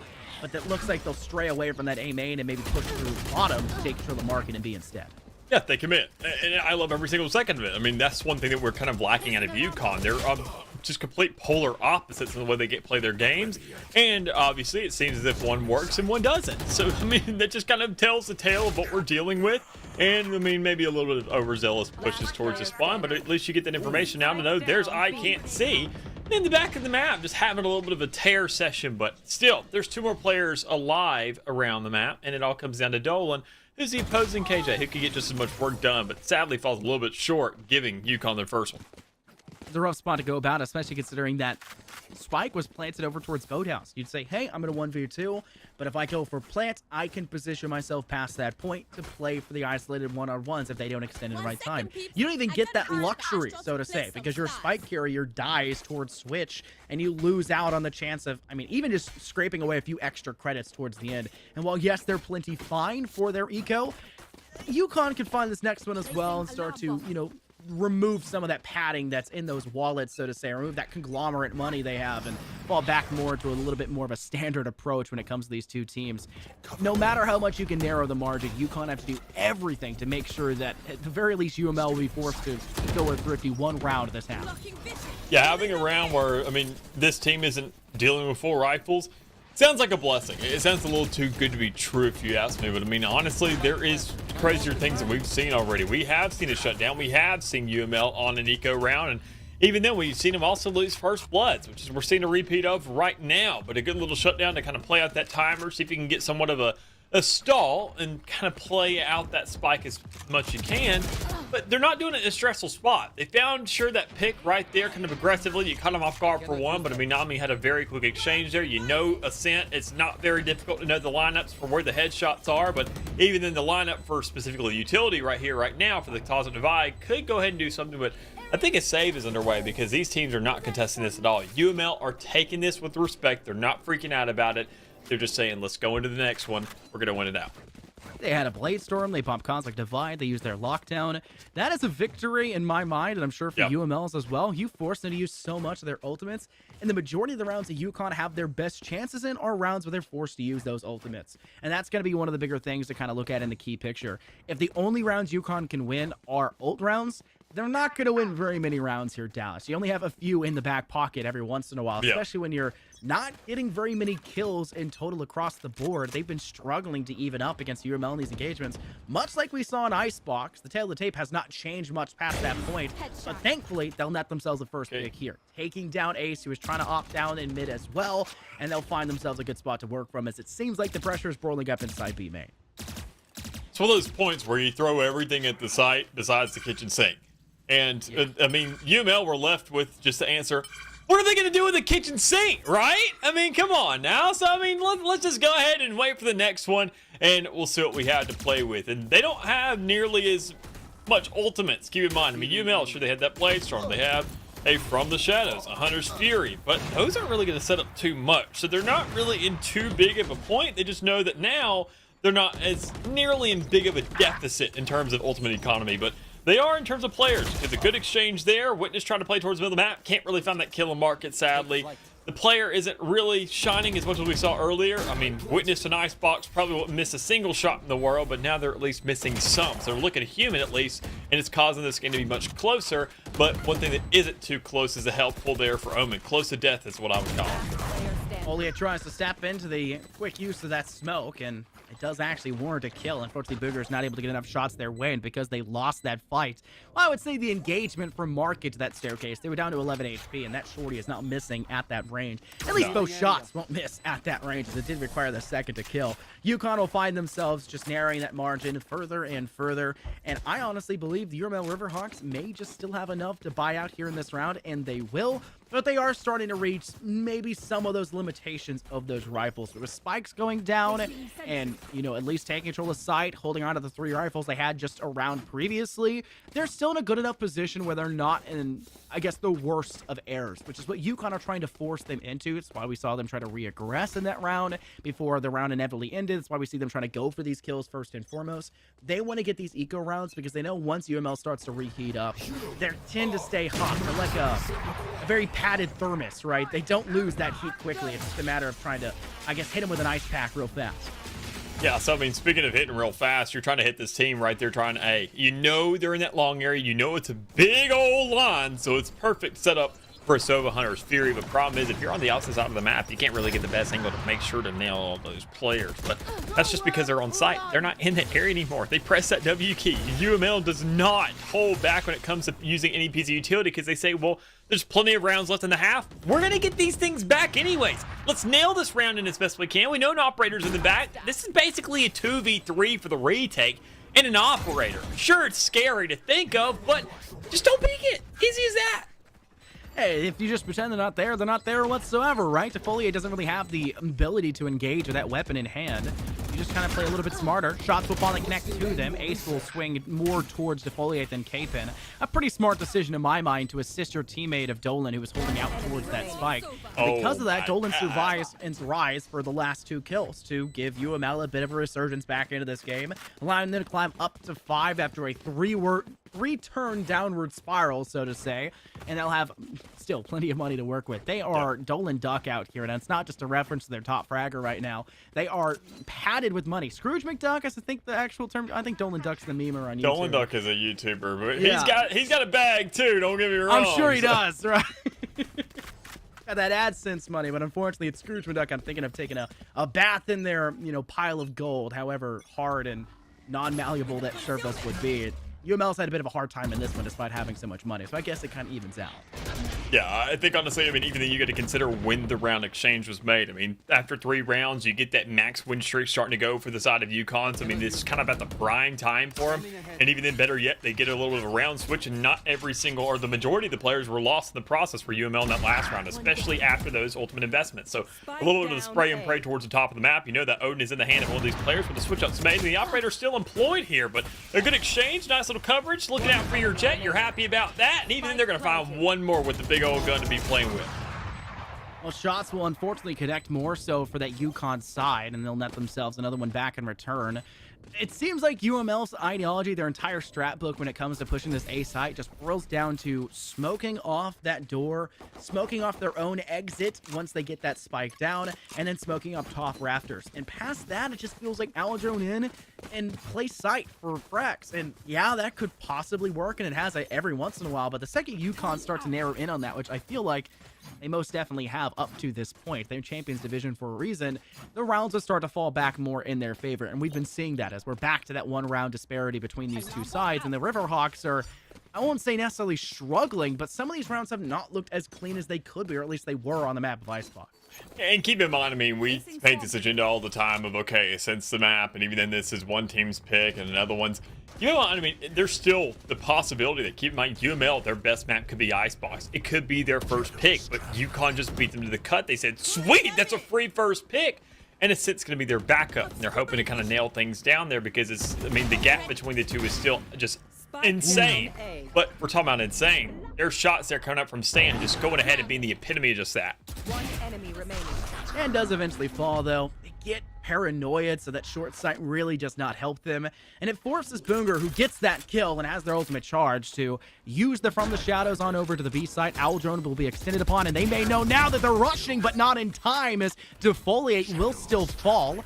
Kind of losing out in that engagement. Very aggressive, finding a second, tries to swing the Nami as well, but doesn't know their exact location. Drops in the 39 HP, but 39 is still more than 0. And it allows for UConn to clutch up and put their money where their mouth is, so to say, or say credits where their mouth is, as they'll tie things up 5-5 on their opposition's map pick, which is somewhat to be expected. It's a 6, Dallas. Yeah. It's just good work keeping each one of these teams relevant. I mean, everybody knows the sin. I mean, in this game alone, it's just a testament to that. We are expecting a scoreline like this. Maybe not after UML in that first map, but going into this matchup, when you see Ascent, you're saying, okay, they're in the same division. we're going to Ascent. It's probably going to be back and forth, and I'm happy to see it, especially considering UConn and that abysmal start they had on Icebox. I mean, there's no way to really sugarcoat it. I'm happy they're leaving it behind them. I mean, it's just honest. This is a compliment to them, quite honestly, to know they had that fortitude to say, look, that thing is behind us. It's not a problem anymore. These guys can bleed. We're going to win some rounds here. You know what? Better yet, we're going to keep it close. And even on a round like this, you have the potential to get a lead. Bladestorm's out for Ace. Unfortunately, no one's really choosing to, aggress it at this scenario. Lockdown's been used by UML, but Dallas, I'm going to throw it back a couple rounds for you. When was the last time we saw that lockdown used by UML? What happened right after the fact? UConn used their lockdown, and I don't even think they're going to be stressed to use it here, as they have essentially cut apart every single player that UML brought to the table, and UConn are just moments away from guaranteeing an even halftime position, going 6-5 against the UML Riverhawks, and possibly even going 7-5 at this rate, as UML may finally be forced enough to say, hey, play for the next half. Maybe we're just better on the defense. I could maybe see that considering what we saw in the latter half, that second half of Icebox, but too few rounds were actually played to really give me any sort of substance. But they will have to somewhat thrifty this round up when it comes to Ace, who will buy full armor but buys a Guardian instead of that mainstay rifle. Yeah, I mean, because it's the last round, you get whatever you can. Even the UML are kind of strapped for resources, but that's just quite the opposite for the side of UConn. You see an extra Vandal being bought there as a little bit of a backup for that operator towards B main, and even then, just 3 ultimates to play with. We looked at it earlier, and we talked about, keep in mind, all those ultimates thrown at site in exchange from that shutdown. That's not going to be an issue here. You have to fight that. It's last round. They're going to throw all these ultimates out there. So it just comes down to, do you have a contingency plan? Are you ready for it? Well, there goes one of those ultimates, because, well, that Bladestorm getting shut down immediately by Ace, and says, honestly, that's also a pretty free gun to be playing with, but I got some good shots and stand in the meantime. Hands down low, but not actually out of the fight just yet. Aldilo Goblin's going to go ahead and throw a fragment over towards that lockdown. Sprays down the KJ themselves, and it will be nary a problem for the UML Riverhawks to try to destroy the lockdown. Unfortunately, a little bit too far into the corner, and they're not able to go for it. They'll get detained, which I think may just be a bait for Nami to try to extend upon them so that Boonger can play for the refrag. And with that recon bolt out, that will exactly be the case, and Boonger's playing for that extra assistance. Nami will try to swing on to the KL. They find them, but Dolan's on site, swinging from door to close and secure. What a round from the UML Riverhawks, trying to play Megamind IQ, and it works to give themselves a tied 6-6 halftime, despite the fact they started 4-0 at the beginning of this map. And it's impressive that they can pull off rounds like that, because, I mean, there hasn't been too many situations in this map thus far where they've had to really break out these kind of iffy pushes, kind of small defaults, a little bit of alert towards the middle of the map. You haven't seen UConn get accustomed to that. They're not adjusted to it. They don't really know what to expect, because keep in mind, every single one of those round successes for the most part, and even then, the losses, everything just came out from a very blunt hit on site, kind of brute force right through the middle of the map or right through whatever site you're pushing into, and it doesn't really go contested too much. Now in a situation like this where you see the switch up, they're back to the defense. UML, they now have a jet that's going to be opping on this defense more than likely after that last map.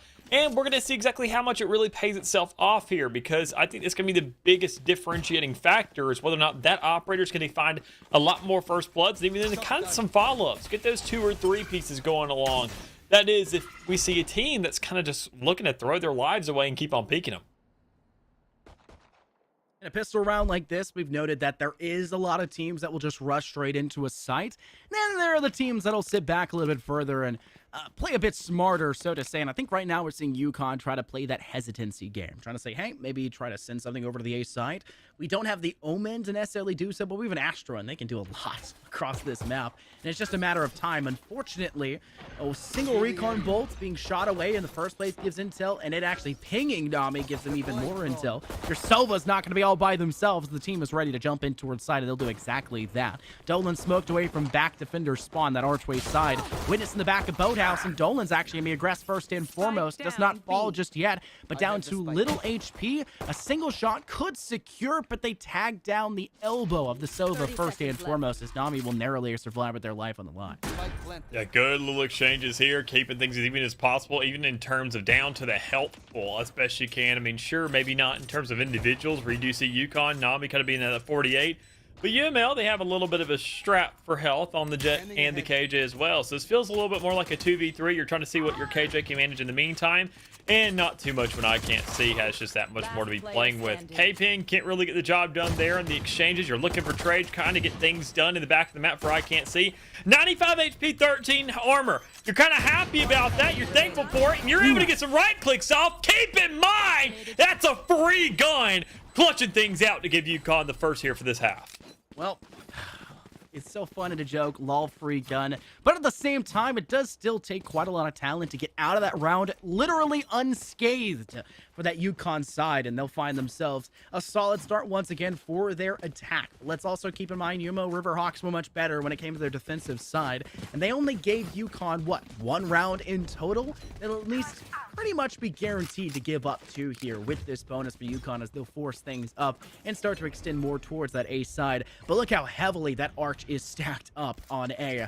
The Riverhawks saying, yeah, we've got shorties, we've got buckies, so to say. We've got whatever we can get our hands on, so it is a scrap between the couch cushions. They'll clear away that owl drone. That's 1 player being spotted. They'll use the shrouded step for the audio cue, maybe over towards UConn.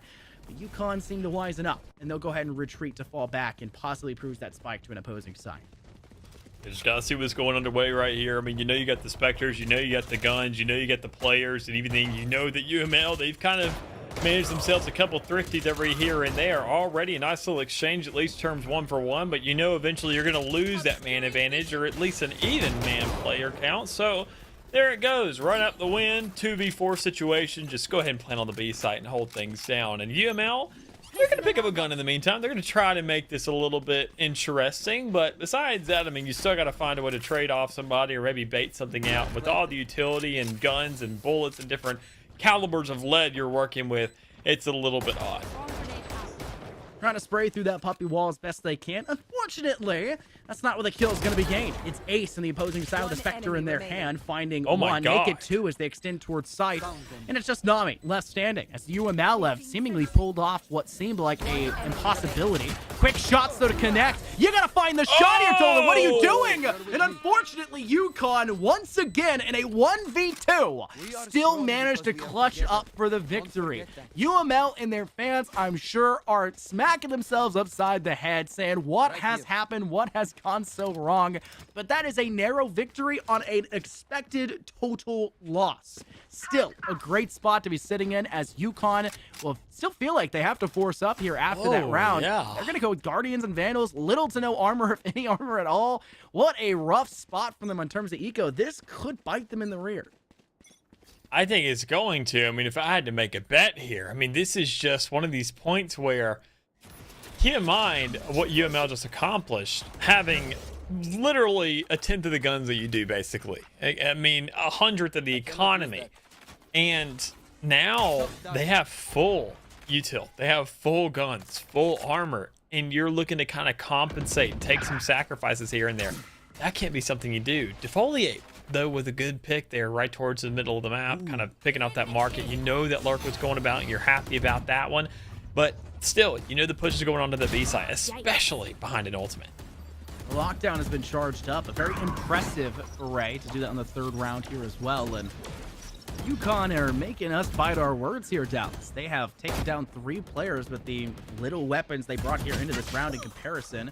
Finally, they do lose 1, but Dolan still has their work cut out for them alongside Ace, who's working in from that defender spot. Had a teammate nearby them, but extended a bit too quickly to try to deny their execute onto site past that lockdown, and because of that, it's just a lost engagement, another situation which UML will be regretting the way that they decided to peak that, and it's something that Vaderveer will definitely assist in the future. Swinging down from tree, though, is Ace. Sorry, stairs is Ace. They get 1 kill. Dolan swings from walkway and finds another, but he's still now trapped in a 1v2, and though they do tag, I can't see, for just a little bit. K-Pin will swing after the fact and get that wall bang to secure to bring UConn up to a 3-0 start here for the second half, and brings them to 9, just 1 round away from double digits.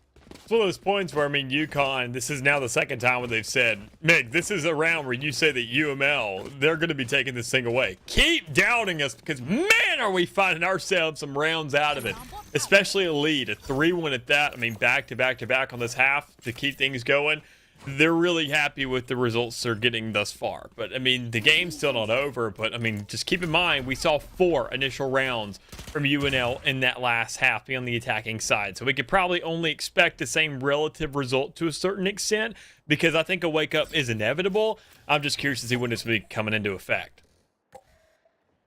Well, inevitability. Sometimes it comes out the way you expect it to, and sometimes it doesn't. For the UML Riverhawks, looks like the majority of their actual, I guess, active utility, I would say maybe passive, maybe we'd consider it a place and forget kind of util, is stacked over on that A side. Turret for intel, nano swarm, as well as your alarm bot inside of tree.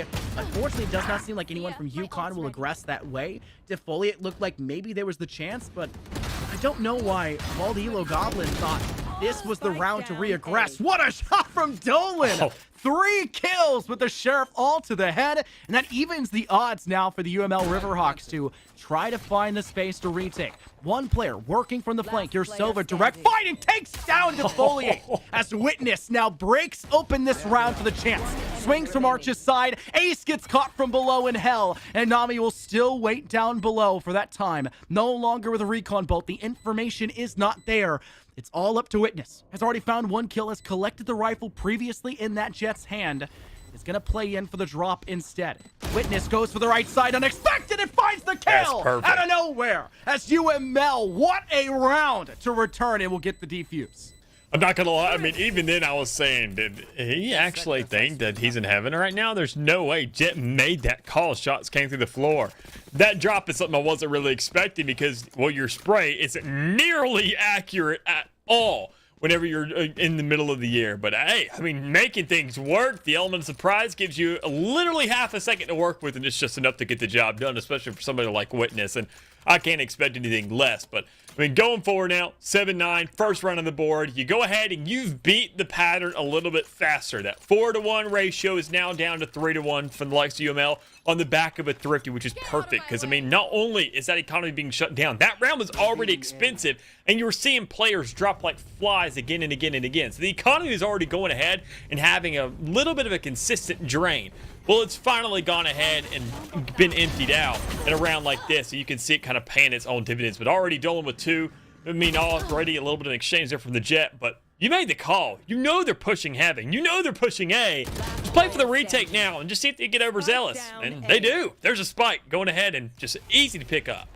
I think they're coming into this round with little to go with in terms of their weapons, right? Mostly SMGs, a Spectre. They saved by using the Blade Storm instead. And despite all of that, UConn have still managed to get at least 2 kills here in this round. But a very effective hold for the UML Riverhawks off the back of Dolan, using the Nano Swarm to take down and damage 3. Kills 1 with it, kills a second with a rifle. Hurts the Jet, but can't secure. Thank goodness your Omen is there to secure that one, aka Boonger. And the UConn Valorant side, unfortunately, falls short, but they'll head into this next round with rifles in their hand. But Stan won't necessarily have that same potential. They have nothing to their name, and they're not like a Jet. You can just bring out a Blade Storm instead and call it a day.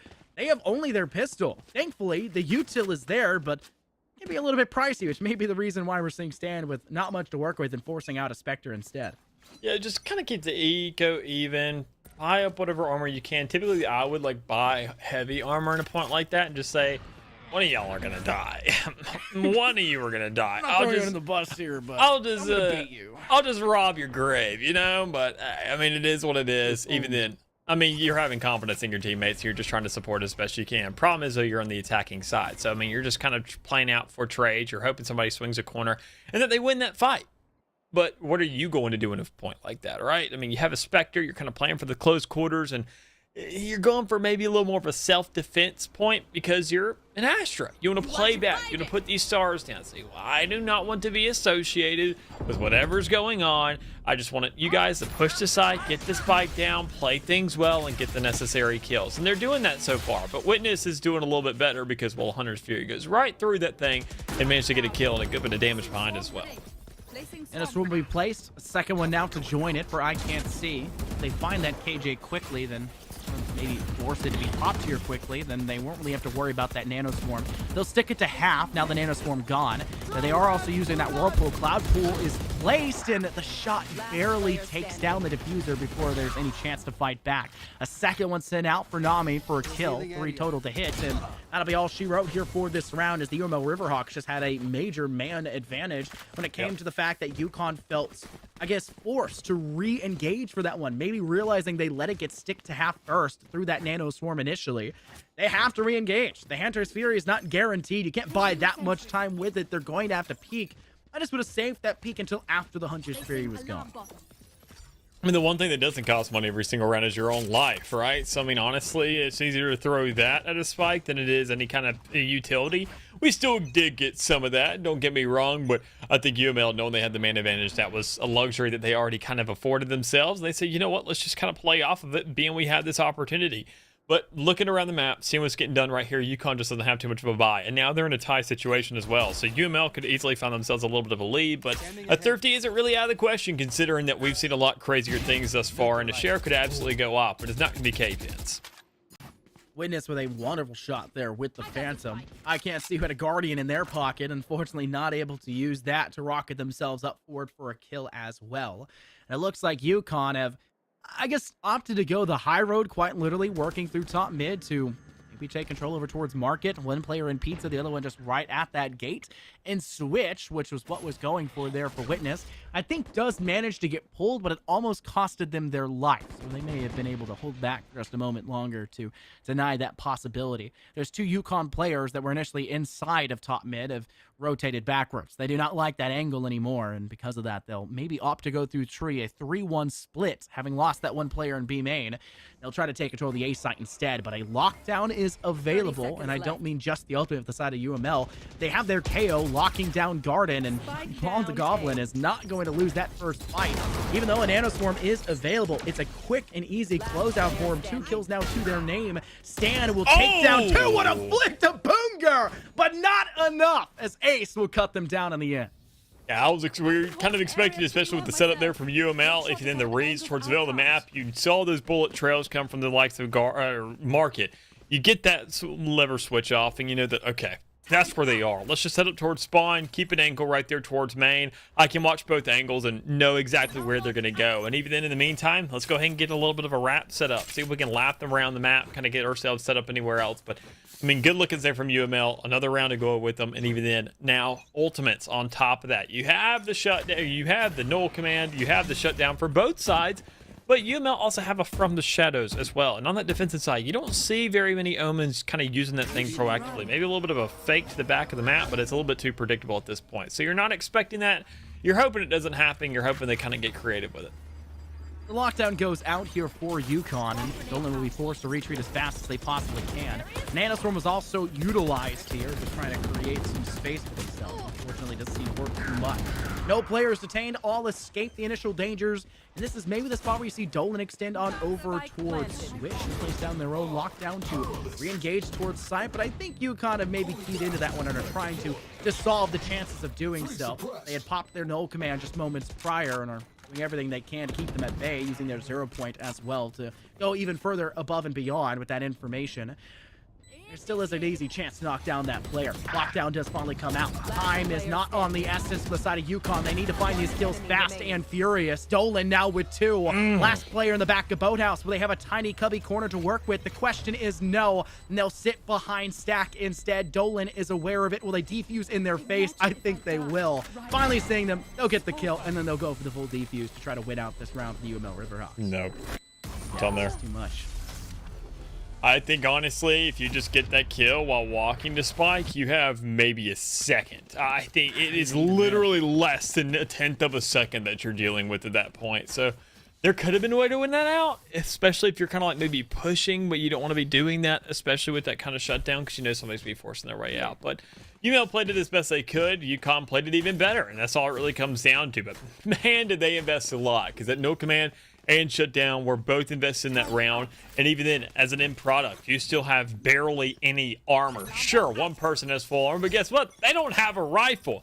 Lots of sacrifices are being made here from UConn to kind of keep this game rolling. Well, sacrifices, unfortunately, sometimes are warranted and sometimes are not so much. You know, just being a part of your team instead. For UConn, engaging towards these sites, sometimes it feels like they have to be a sacrificial lamb up in the front. Thankfully, their sacrificial lamb, that floating rib of K-Pin, finds a pick over towards that B main as a player overextends and forfeits their life because of it. Ace of the Tailwind queued. Same thing can be said, though, for Defoliate, and neither player truly getting the upper hand until Defoliate tags down Ace to 70 HP and will force them to retreat backwards. Defoliate goes above and beyond that, gets another kill, forcing Ace to re-extend, and Boonger knocks down Stan. Thankfully for UConn, they don't have as much of a presence in A main anymore, Dallas. They've retreated to B. They still have that floating rib working in towards Puppy, where I think Boonger's going to extend upon, and he gets that information, is not going to re-swing that. But the push comes for UConn on site. And I like this already. Just Booger being quick with it, saying, let me get on site. I know I don't really have too much to do. We see some kind of omens use that as a reaction to maybe the shutdown sometimes, immediately whenever it's done, because you can kind of get that timer going with how long it's up and having that information available just off the get-go. But I mean, good reads by Riverhawks here to be making sure they're getting these kills. They're finding exchanges, but I mean, Nami is just giving away so much. You hear, I mean, just so many darts bouncing left, right, and center that you say, we know they're swinging market. Don't get overzealous there. Just let them push you. Yeah, they don't necessarily have a crossfire, so to say, as Boonger didn't have the angle to work from because of their own smoke. But they had Dolan there to assist, and that's the bigger factor. Boonger can swing through the smoke like a Stu impersonation from CSGO if Dolan loses that engagement, which, to be frank here, Dallas, has been few and far between. Dolan has come out of the woodwork, so to say. 25 and 12. That is an insane statistic up to this point. Witness not far behind with 19 and 12. And past that, almost every player on the side of UML has 18 to 19 deaths. It is a ridiculous statistic that these players are so stalwart to be able to stay alive so effectively. Either way, it doesn't seem to matter. Ace knocks down Defoliate. A peg humbles them from that updraft and tailwind. They'll get a little bit of assistance for a second. Unfortunately, they do die, but Boonger and Polylo Goblin find wonderful shots downfield to give UML now a match point scenario on their map pick of Ascent. And I mean, to be expected, it's a long road to get here, but I mean, there comes a time where you kind of just have to understand that this was a little bit kind of expected. I mean, UConn, they had themselves 2 rounds that can get done, but keep in mind, I mean, they have already been in a deficit every single time they get into a buy round. It's never a full buy round. I mean, keep in mind another situation like this. Last time when they had the rifles, everybody had half shields. One player had a Spectre, but then had that full shield. Now, even then, you only have 2 players that get the full shield behind it. You can go ahead and just take a look at the scoreboard, and that just tells you everything you need to know. This is not a new occurrence to the side of UConn. They are doing this all the time. It's a problem for them, and even then, a problem could really start to sprout when you see Witness just running through them with an ultimate. Easy round to close things out. Oh my goodness. You talked about it for UConn on Icebox for the last round of that first half. They needed something like a flawless round to say, hey, fans and everybody out there, maybe you're a fan of UML, make you change your mind. If they got the flawless, that is their statement saying we're still in this game. They didn't get it. Unfortunately, this one ended with a flawless. We finally got to see that flawless line end, and it's a map end as well to say UML, hey, we're done screwing around. We're done giving away those rounds. We are exiting this victorious and as swift as we can. It is still a close game. They got their money run out for them for quite a bit there. But I can very easily say defense is UML's forte. If they face another very defensive-oriented team, that could truly just be a matter of a slugfest for the attack, where OT is all but guaranteed. That could be a very entertaining matchup, but unfortunately, we have to say goodbye to these 2 teams today, so we don't get to see that for a while. Yeah, and that's the unfortunate part. I mean, more specifically looking at UConn and their attacking side, I mean, that was where things really started to fall apart, especially in Icebox, the map that, keep in mind, they selected. That's something that they're going to go back to that map here in the future. They're going to have to nail down really, really tight, because you can't be wasting map picks like that. And sure, Ascent's going to be great. You can use that as a little bit of a backup or even in kind of that gentleman's agreement for a first map, but it's never guaranteed. Sure, it's going to be close, but those big, small things here, they're going to add up, and they're going to be that much bigger a problem in kind of rear view. I mean, we can talk about economy. There's a lot of questions to ask of, say, how do you get those 2 rounds to where you're not in a situation where you're running half shields the entire time for every single member? Even in the last round, could we have maybe sacked it a little bit more and kind of held back on the utility? Maybe just say, you know what, let's not take the sheriffs. Let's not get overzealous here. One thing, I mean, that's Ascent. It just comes down to that map is so well known by every single team that the smallest little problem has the largest microscope there sitting right next to it to amplify it so easily that you have to be ready to face those consequences. The consequences come fast, right? I mean, you make the smallest mistake, it's like you hear your mother yell your name across the house, you know she's going to be in your door in the next 2 seconds with a belt in their hand, right? Like, you know that you're doomed. The inevitability is coming. And Yeah. there was a lot of those sacrifices I mentioned before of kind of overextending on their attack, trying to get that early pressure. It didn't work on Icebox. It was a little bit more effective in Ascent, but it just wasn't to the same level. Once UML keyed in on it, it turned the thing around. And I used to make this quote all the time. We kind of ran into a meta where that wasn't really the case because a lot of collegiate teams, shockingly enough, with their coaches and their huge IGLs they have, were having more and more strats in their strat book. This kind of came like a game of adaptability. UML had a wonderful start. They started 4-0, but they did the same thing for 3 out of the 4 of those rounds. And even then, their adaptability on B was basically just the same thing, but on the B site instead. Once that got keyed in on, it felt like UConn had a much better chance. And there's a reason why they got it to 6 first in that first half. The second one, though, UConn had a little bit of a turn. They reached 9 first. They pretty much had that one close. They were like right at the precipice of double digits. Yep. They got adapted upon faster, and they didn't have the answer past that. And because of that, you run into the problems. It's a game of adaptability in this one. I feel like overall, both these teams could use a little bit more to their strat book, but I really liked Icebox for UML. And I think Ascent, I love a slugfest, and that's really what that came down to for a lot of those rounds. It's very entertaining. Either way, that's all we have here for this first matchup here, Dallas. We have another one coming up right after this, so make sure you all stay tuned, and we'll see you guys when that game is ready to get underway.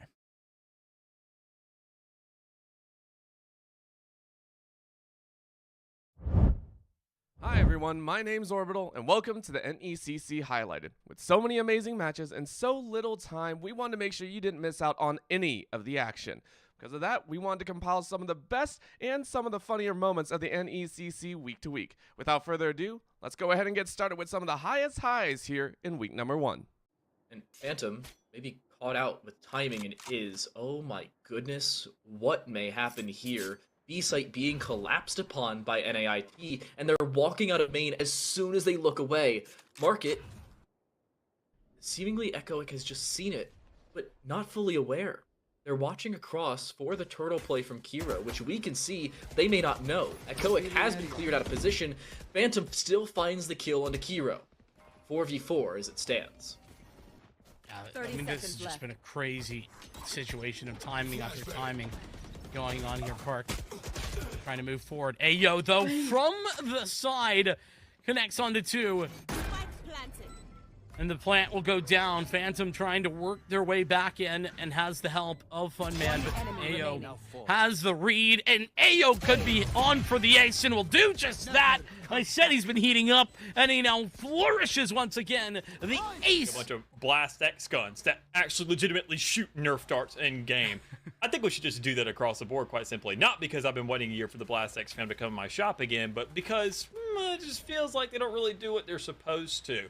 But we need to see still a little bit of these ultimates and the economy of that going to the side of Carlson to keep in mind. So St. Clair, they've had themselves an outstanding effort thus far, and they're making sure to get some really clean trades, especially when Q's doing stuff like that. Hunter's Fury, it's on the gun. Q, 4K, Vandal, already. What was once a 3 clears out the player hiding in Pizza, and unfortunately that was their last. I mumbled, I knew it. I saw Beezer on Sens, and I thought the original idea was to either cut off the guy who's playing elbow or blue bunker, but I was like, they don't have a blitz, so why would they rush blue bunker? Nope, they switched to blitz, and now they're going to go for it, which, sure, this worked the first time, but now Akron is really prepared for this rush, and yeah, instantly denied. Warrior, opening gunfight. Blitz rushes in, but the shield is not going to be enough to thread the needle, but eventually he gets it done, but an instant trade by the player up inside a freezer, and in the background, the Vulcan Pat will finish off Robe, leaving just Gohan trapped in his own coffin. The Zips swiftly deny this round from being won by Fisher as they once again do not deny, and Beezer didn't even get to use his projector on the ROU. I feel like that's difference. You know, Voltabits just puts those gold coins into a pillowcase and pulls it out to whack a miscreant over the head with, because that's essentially what's happening, is that there's no way for MU to really survive the gold difference right now. Any member of King's College is just drastically ahead. It's relatively close in bot lane right now between the two pairings, but the other 3 roles, it's swung so far away from MU that it's going to be hard. Now they're looking for Volt. Souls and Voltabyss in a lot of trouble. You're going to see the ult coming out. Voltabyss uses the stopwatch, but Doge's going to pick up 1-4 is the encore, and that should mean they win this one. Voltabyss is still alive. Triple kiss for the victor. Quadra kill for the victor. Oh my goodness. I thought Voltabyss was certainly dead there. They win a 3v5. Early and try and take positioning. It almost seems like they have gotten scored off on like takeaways on turnovers, right? Instead of like Ohio State, like really formative passes into points. Thus far, they cleaned that one up. This will be a much more interesting series. But hey, you know, not that it's a bad one by any means so far. Still plenty of time. 3 minutes. White stripes, left side. Gets a pass one. Luker just goes screaming past this one. There's a nice little offensive setup until Danwad gets up and interrupts it. Julian had such a great drive to try to create that opportunity, and they're just not able to finish. Toronto are gaining a little bit more space, but now they need to execute when it counts most, right in front of the goal. Oh, Luker! Just absolutely danced and dodged her on everyone. Tugboat, that was spectacular. Yeah, we got a couple flats out here on aisle middle. I don't know. That was brutal. Some broken axles or something like that. A perfect dribble right across. Of course, not everything always goes to plan. Blunders do happen no matter how hard we try. From players to teams to even production, here's this week's misclicks. You ain't have any heart, you didn't have any faith. Well, faith, heart, hope is still alive. So where there's life, there's hope, I guess. Maybe. Oh, okay. I can honestly, you're a Yumi. There is no hope on your own. Faith, heart, hope is. I feel like you're playing with fire by sticking around here. That turret goes down. Look at Sepia. Sepia is already threatening kills. The final chapter with almost no one there needs a follow-up. Yeah, you're gonna be a little bit slow. Can you get? Twinton. Oh, wait, Faith, you're supposed to hop on. Twinton doesn't have a kitten. No, Faith, no. That's a misclick if I've ever seen one. That one feels bad. Another misclick in the top side as Panda is going to fall to Cheesecake. We said it. And you have a Rolling Thunder. And yeah, like you said, there was some very early ultimate eco that was just pushed through as the orbital strikes came on. And just so much separation and so much damage in these early rounds. Wouldn't think you'd find that so quickly, but both these teams are really like kind of pressing the attack, trying to go for these ult orbs, and Pearson will be trying to be the tip of the spear as well. You get identified. They have a triple swing. Oh no! Oh! Killed the teammate. Yes! Yes, I love it. Welcome to the showstopper where you stop everyone in their tracks, not just the opponents. Welcome to Friendly Fire, the only friendly fire that is accepted in Valorant. That works in UBC Black's advantage. Because I feel like they're going to look at the wave as well, and it affords a few more bushes because Cheesecake's going to go over the wall. And they're still waiting. Look at the patience. They have not moved an inch. You'd think they'd be playing against Rek'Sai, but the check goes through, and look at the damage. Billy Boy actually gets a humongous set of damage off. Liquify's taken quite low, and remember, that's a jungler. They want to take him down as quick as possible. Liquify, don't jump over the wall. You do not want to jump over the wall right now. More poke lands from Billy Boy. And they're still going to be fighting. Cheesecake wants it. Cheesecake wants to, but Faith is again caught out. And now they're forced to fight. Paranoia goes in. They segment everyone off. And the knockup is there. They're going to try and stay on the course. But I'm not sure it's going to be enough. We are getting a slideshow right now because that's all we have. The amounts of fighting that will be going on will be there. And oh my gosh, at the wrong time, the final, what felt like the final team fight, I think just broke our observer. That fight overall, like you said, that is the game deciding fight. That is literally the fight to end all fights, and it ended. Week 1 is done. With all the crazy action that happened in week 1, we don't want to miss a single moment of week 2. So if you see a funny moment, an amazing moment, or just a downright weird one, clip it and send it to us, and maybe we'll feature it here on the next NECC Highlighted.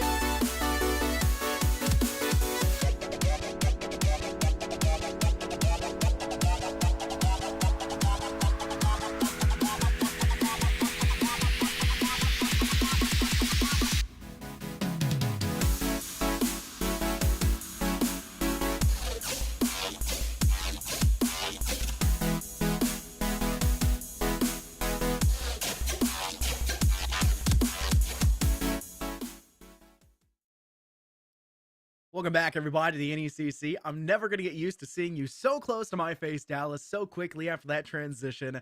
It's fine. I can see my own face. We've got our second matchup here for the night since our first stream on broadcast night for the A stream was canceled. And thankfully, the B stream viewers are now joining in for this one as well as their broadcast is officially closed in for the night. It's SFU Esports Black facing off against the University of Oregon Yellow. I'll get that down, I swear. It had a pretty solid start for one of these teams. SFU Esports Black came in. They beat their competition last week, the UBC Blue side.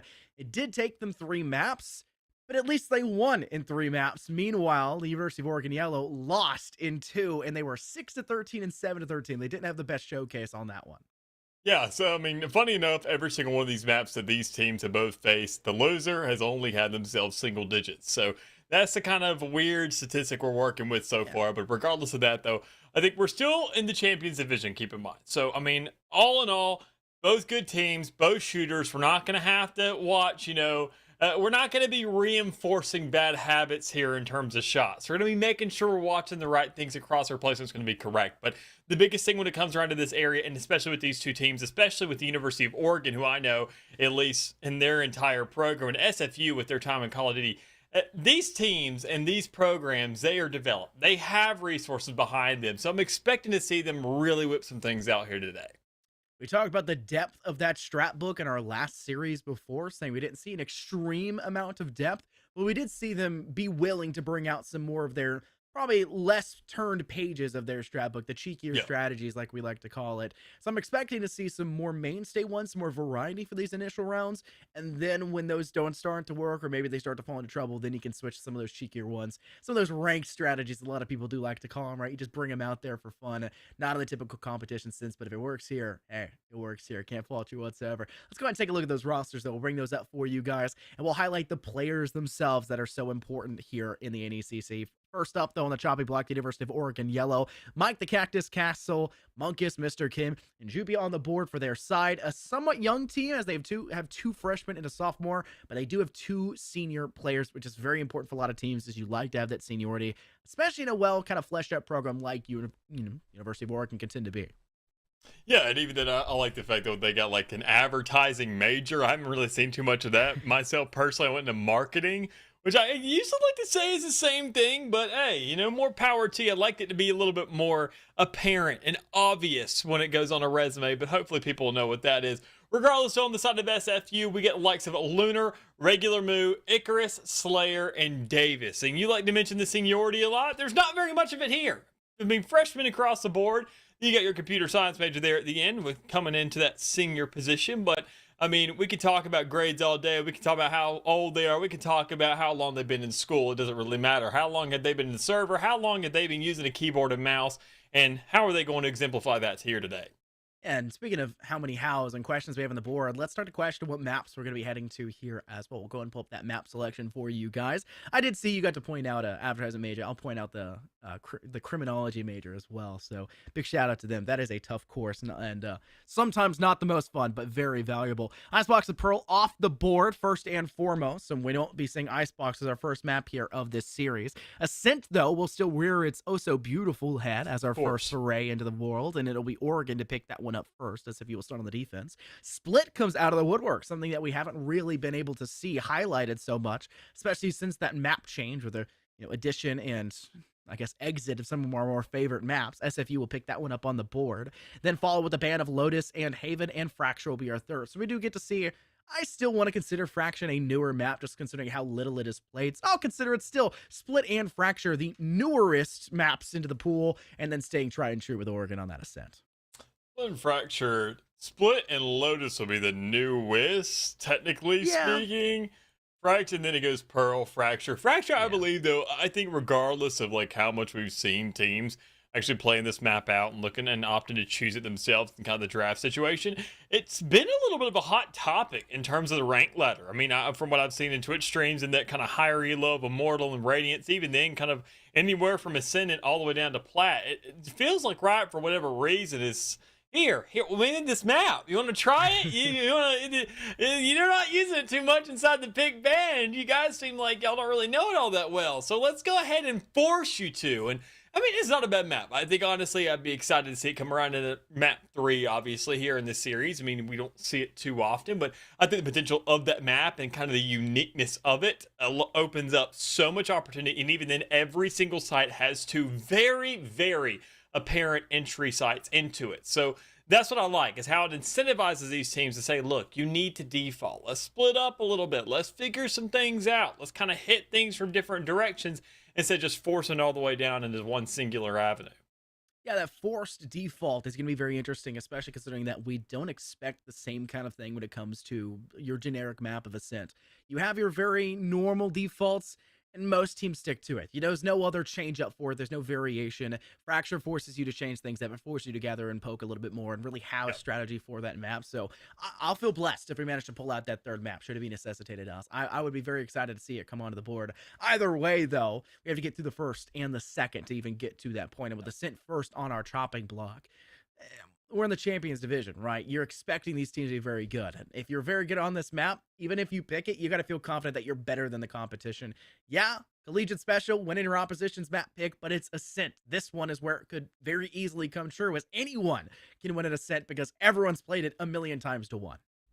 And even then, if you were sticking around for our last series that you saw, once again, I mean, it gets down to these points where you're not talking about singular digits more times than not. You're talking double digits for both sides, whether it just be kind of 13 to 10 or anything above and below. But I mean, that kind of margin, you sit around that 10, whether it's 2 over, under, you never really leave that realm of reality.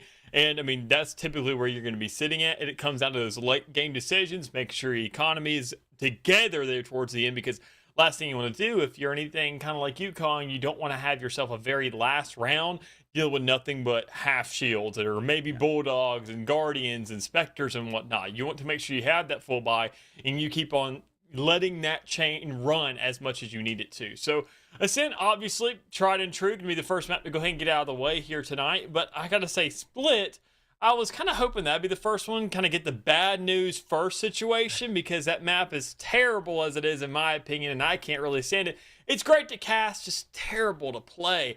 And honestly, it's a little bit odd that's being selected here tonight, because, man, you got to have yourself an absolute lockdown if you're going to be opting to bring that thing in here. Yeah, and a lot of the strategies that used to work aren't necessarily the go-to anymore. So there's that idea of saying, hey, we used to play Split at a time, we'll still be fine on it. Not exactly the case, right? The map has had some variations, and obviously agent metas and things across the board have changed in their totality.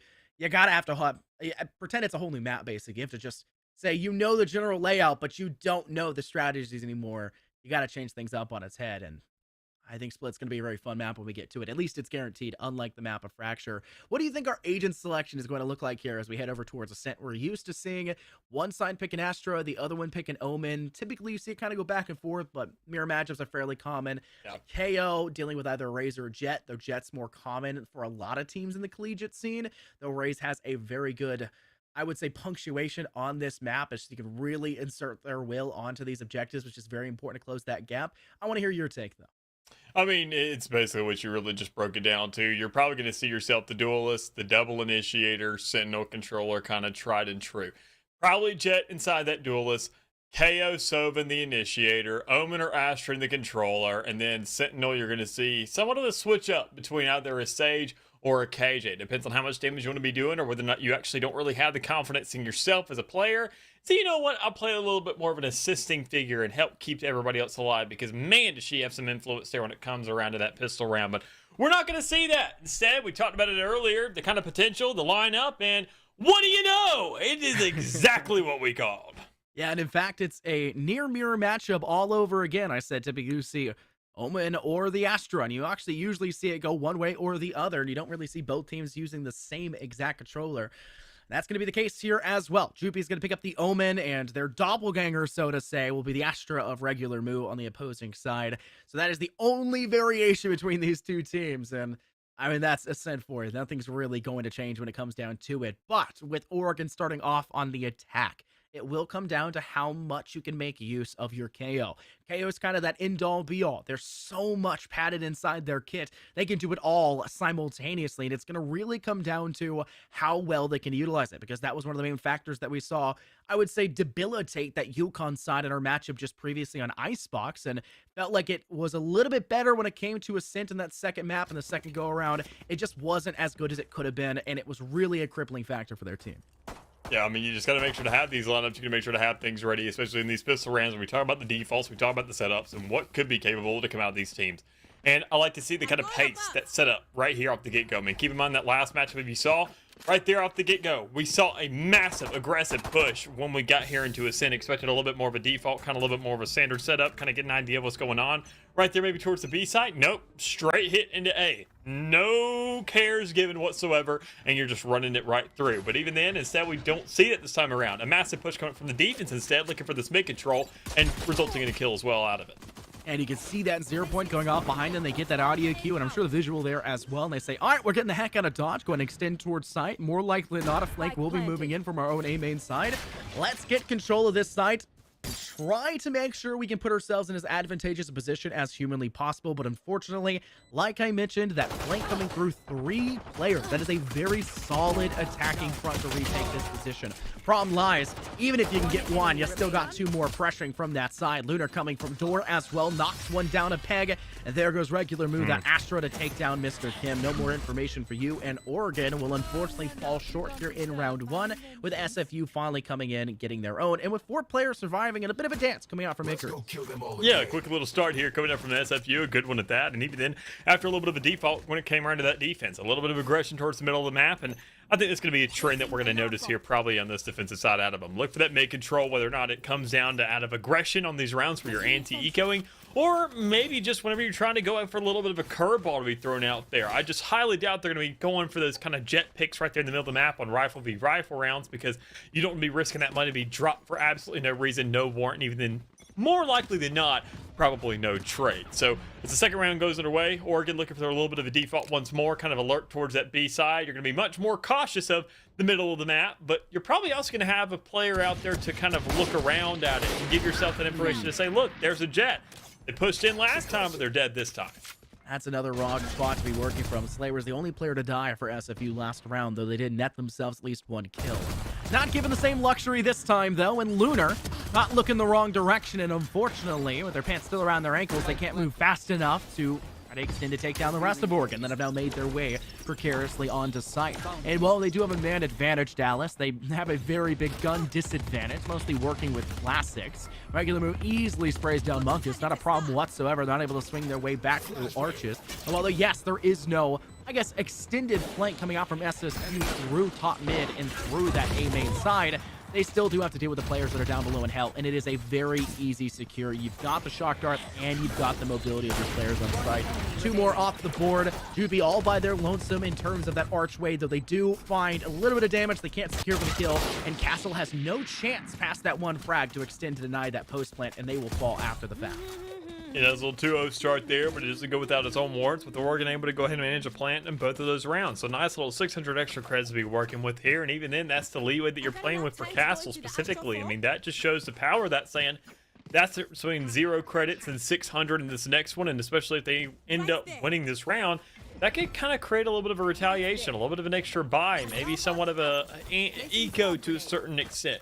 You never know, and you're never really going to know until you see these rounds start to go underway and those circumstances start to rise. But as it stands already, a little bit of a slower start. You're expecting once again that push should be coming through right in the middle of the map, but it seems as if finally that SFU has gotten a bit of a hint to say, honestly, that mid push isn't really working out too well, even against pistols. So maybe I shouldn't do it with rifles.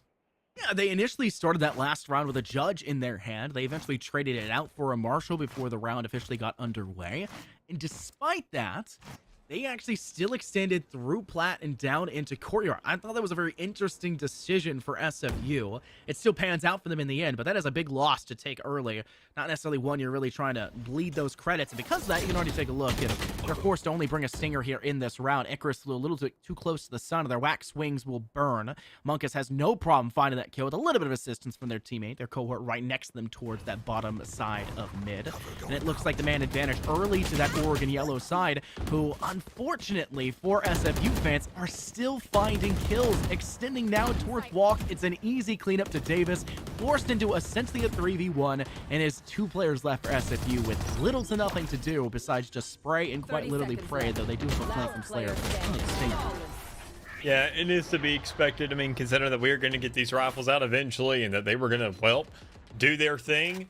That's kind of what it is. Sure, we had a luxury during that last series to see a lot of those rounds didn't go the way we expected. To kind of get some shutdowns, get some players getting a little thrifty when it comes around to those Spectres in hand. And, you know, those Ares or Stingers, or especially the Sheriffs, too, doing their own work. But that's not going to be the case here. We're seeing these teams kind of go right back at it. I think Oregon, this is going to be the biggest round for them in this entire map specifically. Whether or not they can actually match up against the likes of other rifles, and whether or not their rotations around the map will actually give themselves somewhat of a lead, or whether or not they're going to go ahead and falter to that and let SFU take this lead even more so. You'll be doing everything they can. The Lonesome player actually holding that store broadside on A main. However, plenty of assistance still there as 2 players are holding top mid, trying to lock down that exit from market at bottom. They've left Spike actually in attacker spawn, so they have the option of, kind of escalating the situation, picking it up and starting to move towards the A side, or realize there may be a little bit too much utility currently at stake there before they retreat on over and maybe take control of it towards B, where their KJ is currently locking things down in B main, hunting for maybe a first pick, or at least to kind of gain that safe space to work from. It will be a KO and KO fight, seemingly in bottom mid, as University of Oregon Yellow are still trying to work up slowly but surely, but a 0 point sent out by Icarus will quickly be snuffed out, and unfortunately a little bit smarter of a play by Oregon. They put theirs in a spot that can't be destroyed, and that allows them to quickly dash upon Icarus and deal with them to now swing in towards site, while Davis sprays down 2 with nary a problem, but they quickly get rushed upon by even more. The numbers just don't stop, and they get flanked from stairs. Yeah, just not too much you can do here. Good picks already, just going ahead and swinging out those smokes. Absolutely blind, but still finding plenty of results at the end of the day. It all comes down to literally trying to go for that retake, and when you're in a 1v3 situation, you're not going to get much shot against Oregon, considering that, once again, as I mentioned, these rifles are now on the board, and SFU, this is a round that you don't want to give up, because, well, you're saying the pistol game, the little bit of a force game, is completely different once all the rifles come out here. That's the best you can get in the map, and if you can go ahead and keep that peak rolling along, there's going to be no troubles for you going forward. That's a major problem in that round as well, as, to be frank, Castle KO diffed Icarus to an absolute degree. The 0 point and 0 point fight that went forward, spraying down Icarus's, and Castle just finding way more impact off theirs.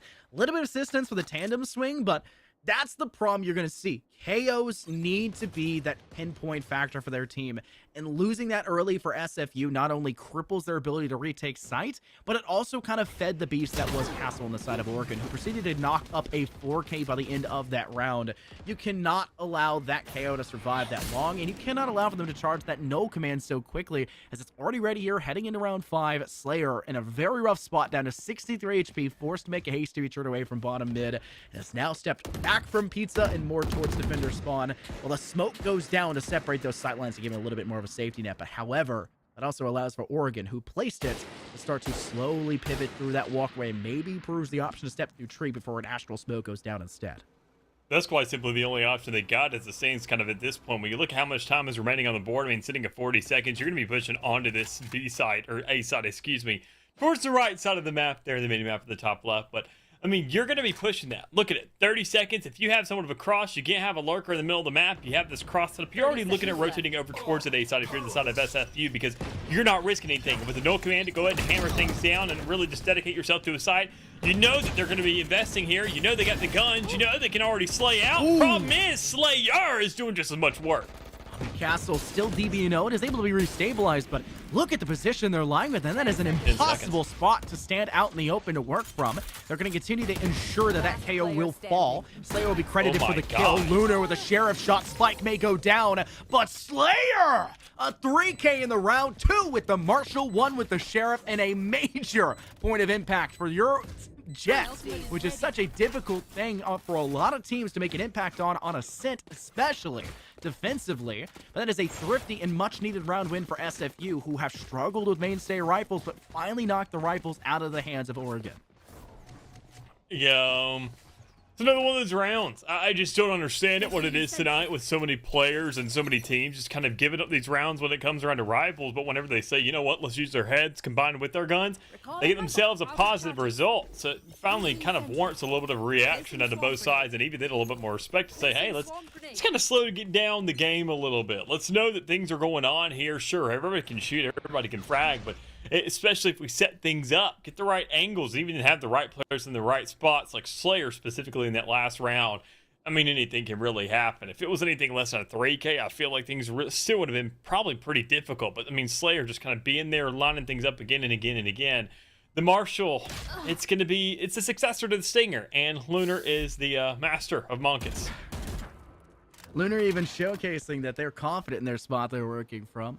When you knock down that Oregon side early, it really does, I won't want to say humble them outright, but it surely puts them in a dire strait, and even Slayer catching them off guard from their, I guess, attempted escape from Link. It doesn't work. Slayer still finds the second pick onto Mr. Kim, and thankfully Castle is there, but it's too little too late. Only a refract. Still 2 players down off the back of that impact, and I mean, you're out of options to pursue towards sight. You don't have a great way to close the distance. Maybe Shrouded Step, that's your best bet. You have a From the Shadows as well. This may be the round to use it if you can continue to even up the odds, with Castle now finding a pick onto Lunar, denying the player who was initially inside the arches, who's now pivoted towards defender spawn. Davis, though, will knock down Juby. You've lost that ultimate, and it is just Castle left standing. They've already cleared a 4K once before. I think that's their own fragment that bounced off something. Pop flashing over the top. No one's going to be extending to go for that one, and they're just going to jump peek for that early information. Davis would finally extend for it, lose their life. Castle with a second on top of it. 5 seconds remaining, though. No time to extend to sight, and that Astra making the right decision for SFU. I am not pushing this beast. No way am I going to lose my life just the same. It's the second time now, even though we've only been through 6 rounds, that Oregon has struggled to get themselves a plant down. It doesn't even seem like they don't have enough energy to get onto site. They definitely can get the frags done. They can have the pressure. They can make sure to just grab that space by force. But, man, they got to just find a way to make it more efficient. Make it seem like a little more consistent. I mean, that feels like a bare bones of Valorant, right? I mean, sure, you want to get a little bit crazy, but when you're doing this default, when you're pushing together as a team, you're expecting this blunt force that you just really can't retaliate too much as a defender. And we're not seeing enough of that to really facilitate why they're giving this playstyle and why they're even then kind of sticking tried and true to it when it's not really the tried and true you're expecting. It's not working against this team too well, and it doesn't work against Slayer with an operator right there sitting on top of Catwalk. We understand why they were so good with the Marshall. They said, why not spend 4,700 to get a bigger one? Looked like Oregon was having a really, I guess, solid foot to work from, right? You want to put your best foot forward. They had a very good foot. It just seems like they've started to lose a little bit of that appeal to me, so to say. Going into round 3, they didn't lose a single one of their 4 spies for that round, for their first round bye. They head into the next one, had a really good performance. But SFU, once they dropped those initial rifles, it feels like those were the good luck charms to Oregon. And past that, they just haven't been able to find that same level of impact, except for the player of Castle. And you're stepping into, I guess, the meat, the substance of this round without Castle at your beck and whim. They fell first, joined by Jupi, and now Monkus quickly after the fact. You're down to 2 players remaining. Player's going to do the same thing I talked about previously, that R6 follow your drone strategy. Though no one's that direction, it does not mean you still can't find a kill. Davis peeks through that tree door. They'll find that last player on site, with Oregon falling short once again. Yeah, another pick underway there for the side of SFU in terms of rounds. I mean, they're just going to keep on counting these things up. For 2 of those rounds to be in kind of retaliation there for Oregon to be getting that first one and then the follow-up when it came right to getting the rifles to work with. Ever since then, it just kind of seems like they haven't found the swing of things. They haven't found that kind of pattern that they want. They haven't found these consistent results. They haven't found a comfortable spot to be sitting in to be kind of happy with this game in its current state. So it's a little confusing to watch, I gotta say. I mean, they had themselves a little bit of a game plan to push onto this B site, not too much of a default, or if any one at all, considering that everybody is pushing right through, and then there goes that first pick to go out and underway for regular move to know that, okay, one with the operator, I can't really shoot this too much. Slayer, you may want it for the next round, but as it stands right now, we need to make sure to get this retake underway and do it successfully at that, but you got a little bit of a setup to go through first, because that spike is down extremely fast, and the players are in position as well. Despite having a somewhat weak arsenal to their name, they're still finding a pretty good spot to work from. Slayer swings in quickly with a tailwind to take down Mike the Cactus, sitting up on top of platform from that market side. Not letting that kind of, I guess, height variation catch them off guard. Castle, only player to find a kill past that point, though. A single stinger to get the job done, and it is short-lived success. David and Slayer for 2 more, 3 total in the round for SFU to continue to capsize that boat that is the University of Oregon here on Ascent. This is not a boat that's staying afloat right now. They've got plenty of holes they still need to patch, and a round like that where you're going in for a thrifty, that's not the round you're necessarily worried about those holes, but you're gonna have to start worrying about it here, and that's why they're making a timeout so they can quickly get their tape out and ready to start plugging that. Yeah, I mean, a timeout is definitely warranted here. I mean, consider the SFU and a map that we expect to be even 9 times out of 10, very close when it comes around to a half. We've already seen SFU get themselves a guaranteed even across the board. So, I mean, they're happy, obviously, for the result that's at hand thus far. But, I mean, Oregon, this is for their sake. They're the ones popping this thing. They're the ones saying that we got to get back into this. They're the ones saying that we need to find an opportunity or at least create one for ourselves because, man, not too many of them aren't really handing themselves out as freebies as it looks right now. So, I think, honestly, the way they're playing the game, it's a little too predictable considering SFU. It feels like every single plan that you have built, every single thing you've gone for, you've done the default, you've done the slow push, you've done the just direct push, a 5-man stack right to 2P. Even with Eco, usually is where it's expected to be whipping out at. And just none of it works. So where do you go from a point like this? What do you do? What direction do you move into next? Well, you can't really come up with anything new in terms of Valorant because everything's been tried, it feels like, but you at least have to find a way to manipulate what you got, find a different placement of the map, and maybe just look for some mid control, and then hope that somebody comes to you because you're swinging out into too many angles right now, and the first thing you run into is always seems to be an operator.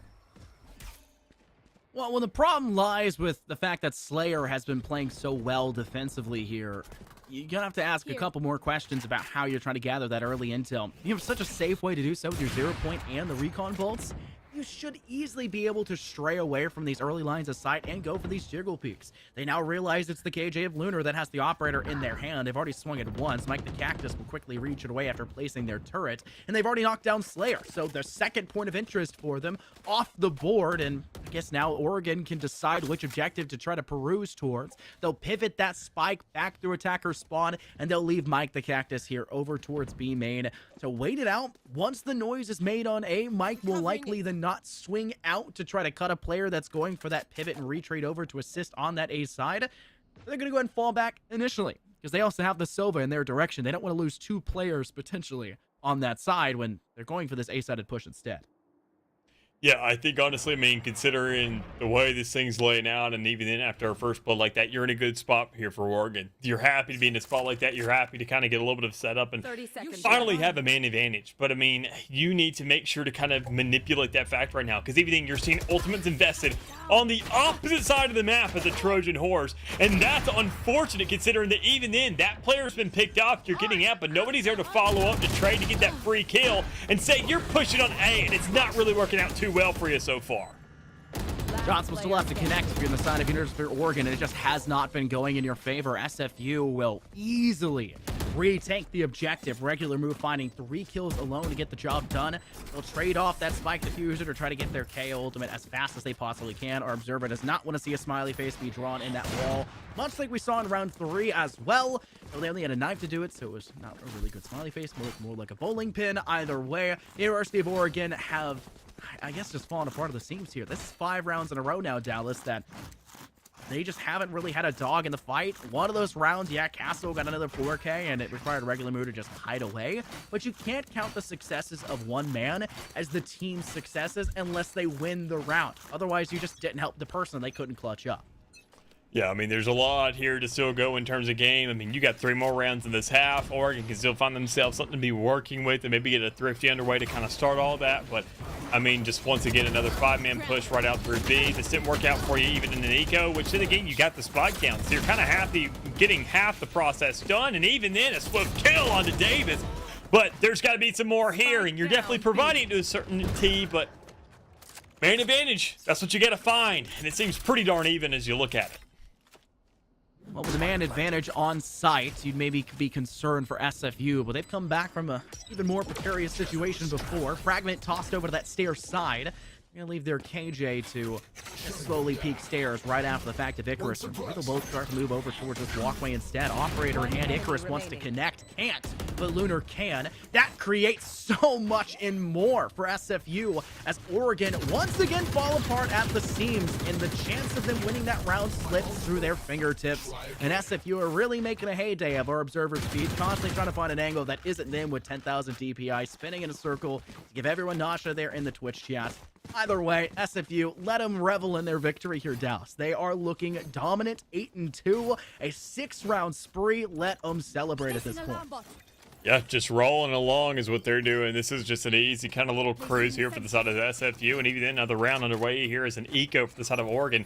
This is going to be your last round of the next one to be really try something. If you can manage a thrifty here, that'd be monumental, but I mean, going into the next, that's your last-ditch effort. Unless you get something free to play off of, and considering that even then, SFU still forcing up these massive guns and operators, Slayer's kind of missing bullets on anything that isn't one.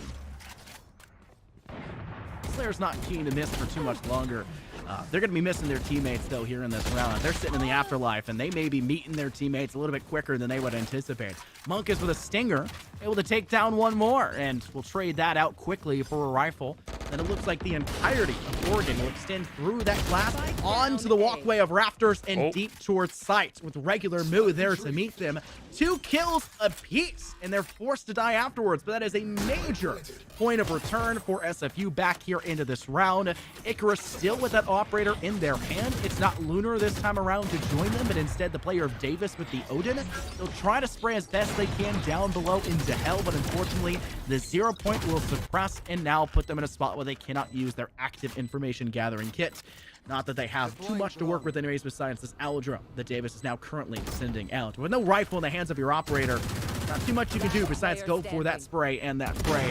And you might have to do the latter quicker than the next. Castle with a frag there towards Davis. Icarus with a refrag back. Mike the Cactus in the backside of Jin. They'll spray 1 and 2. Icarus flies high and mighty as they'll find themselves the last 2 kills to close, but there's just no time left to secure that defuse, and it will finally fall to the University of Oregon. Gotta get the process done a little bit faster there, but still not too big of a problem for him, considering that even then, with Oregon actually winning a round, that may do them more actual good than harm for the side of SFU. I mean, when you look at the economy, they're in an abysmal spot, and even then, after finally going for a round where you're looking at Nico and you're expecting that guaranteed money after your loss, you're saying, okay, we're looking pretty good here, and then you win, and hey, this actually messed us up. Honestly, I wish we kind of lost the thing in rare sight, but you're not really too stressed for it because you reached that now 3-round threshold that you're super happy to see, knowing that, I mean, now you're locking out SFU into a 9-3, which seems doable because, I mean, the difference between 9-3 and 10-2 is night and day. Seems like feasible and impossible. So I think they're happy about that, but what they need to do is get something better. 8-4 would really put them in a happy place, and I think with that first blood, they're going to be looking pretty good for it. Yeah, Slayer, an unprecedented miss, so to say. That is another rough spot for SFU to be working backwards from.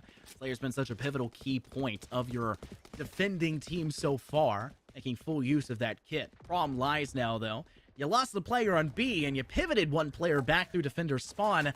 You might have wanted that presence on A instead, as it looks like Lunar will be the only player actively defending that site, as it looks like the University of Oregon are now willing to enforce their will. I'm expecting to see the no command. It does get popped. Hunter's Spear can be used for that post-plant scenario, and From the Shadows can be used for a flank just the same. Thankfully for SFU, they can wait out the initial, I guess, pings of that no command, and send theirs back in return, as well as that Cosmic Divide. It is the last round of this half. Use it or lose it, and Regular Moo looks ready to do so here. It's all about the process, all about the retake here right now for SFU, and we got the divide down.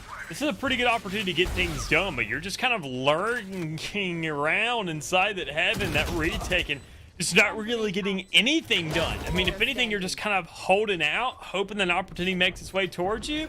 We're just going to give it over a 4th round there, but Oregon, they'll take it. They'll be more than happy with it, and they'll say, all right, let's have a run of our own on this defense and go ahead and close out this game. But man, they got a little bit further of a road to be taken. You can take the high road there, but at the same time, a 0 point sent out by Icarus was what inevitably denied the 3rd ping of that Hunter's Fury. If it had come out a single shot sooner, would have been a much more, I guess, recoverable position for SFU. It's one of those stages where you're stuck behind wall. You have to swing for it. When do you swing? Do you try to peek back first?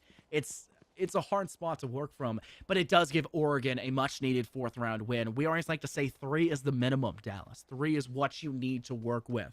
There still are half of what SFU are bringing to the table, but I would say 4 is still infinitely better than 3 because they step out for the last 2 rounds of the half saying they're on an upward turn. This is where they can start to use that momentum in their favor. And with the pistol round starting off in the defense, they can kind of determine how they want to play this game. A quick rush in through bottom mid, flashing for Castle. They cannot survive the engagement. Jupy sitting inside Pizza with an unexpected player to deal with, and because of that, SFU lose out on that initial advantageous spot. They try to work in from walkway. It takes 2 to cut down Munkus, but they take no damage in the process, so a net positive, and even Davis with a free classic to take down Jupy, avenging the players that moved in through bottom mid just moments prior, leaving just Mike the Cactus all by themselves. Sitting inside B main and probably praying that they can find themselves a spot to work from. Whirlpool comes out, and though they did take the head off Davis, their head quickly gets the same sort of treatment back from regular Moo.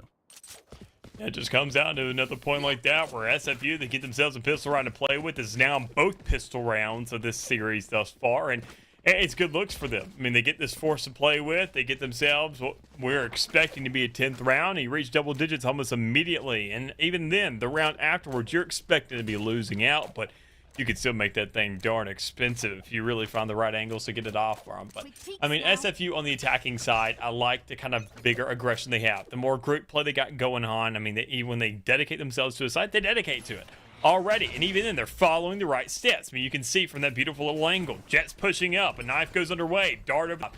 Everything has a step, and even then your Sentinel is sitting behind looking for someone to set up as soon as that spike goes down. I mean, everything is just preordained. You know what's going on, and you know that they mapped this thing out. Well, we'll have to see if that map is, I guess, done correctly. Because right now, there looks like there's a few mistakes coming out from the defense of the University of Oregon. They needed their own game plan, and it's just not there. Slayer with a judge gets a nice quick flick. Wonderful play there to Castle, who seemed like they could have had the drop on them. They've done a wonderful job of shutting down Castle as well. We'll have to keep in mind, Castle has picked up 2 4Ks so far in this game, which is more than half of their total kills within 2 rounds alone. And since then, yeah, they've been top fragging, but they haven't had the showcase in that dominancy that we've seen SFU do across the board. 14, 14, and 12, the top 3 players for SFU. Every single player on their team, besides Icarus, is better or even with the 2nd best player on the side of Oregon. They have been a team that frags together. You know my opinion. A team that frags together typically wins together. And now they get to do it on the attack, where they've already reached double digits. Good lookings. Even then, maybe a really good intake just coming around on side, and that's it. Right there, you were completely distracted by looking down. You didn't see the player that was on top of the wall.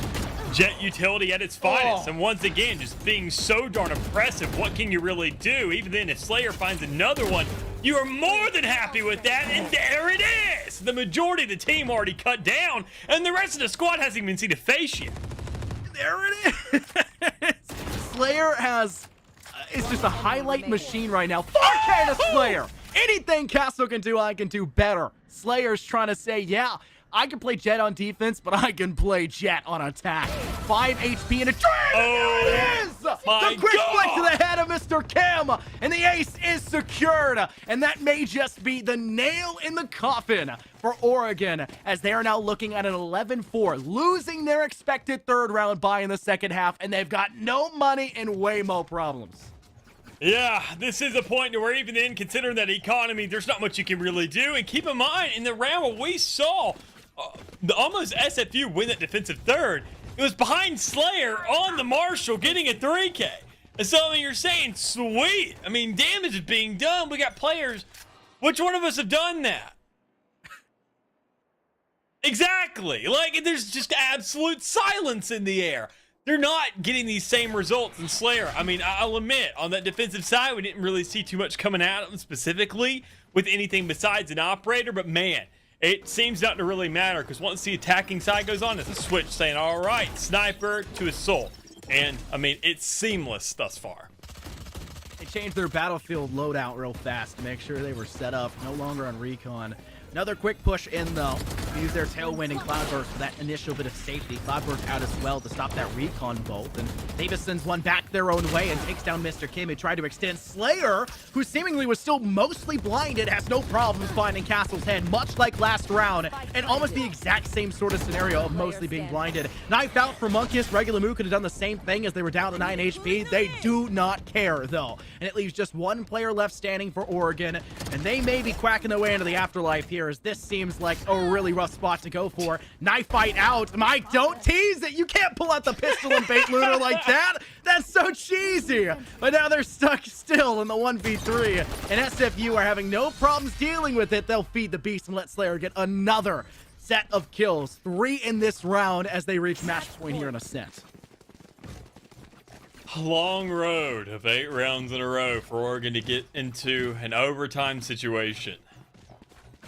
I don't. I'm sorry. Oregon's map pick. Their map pick.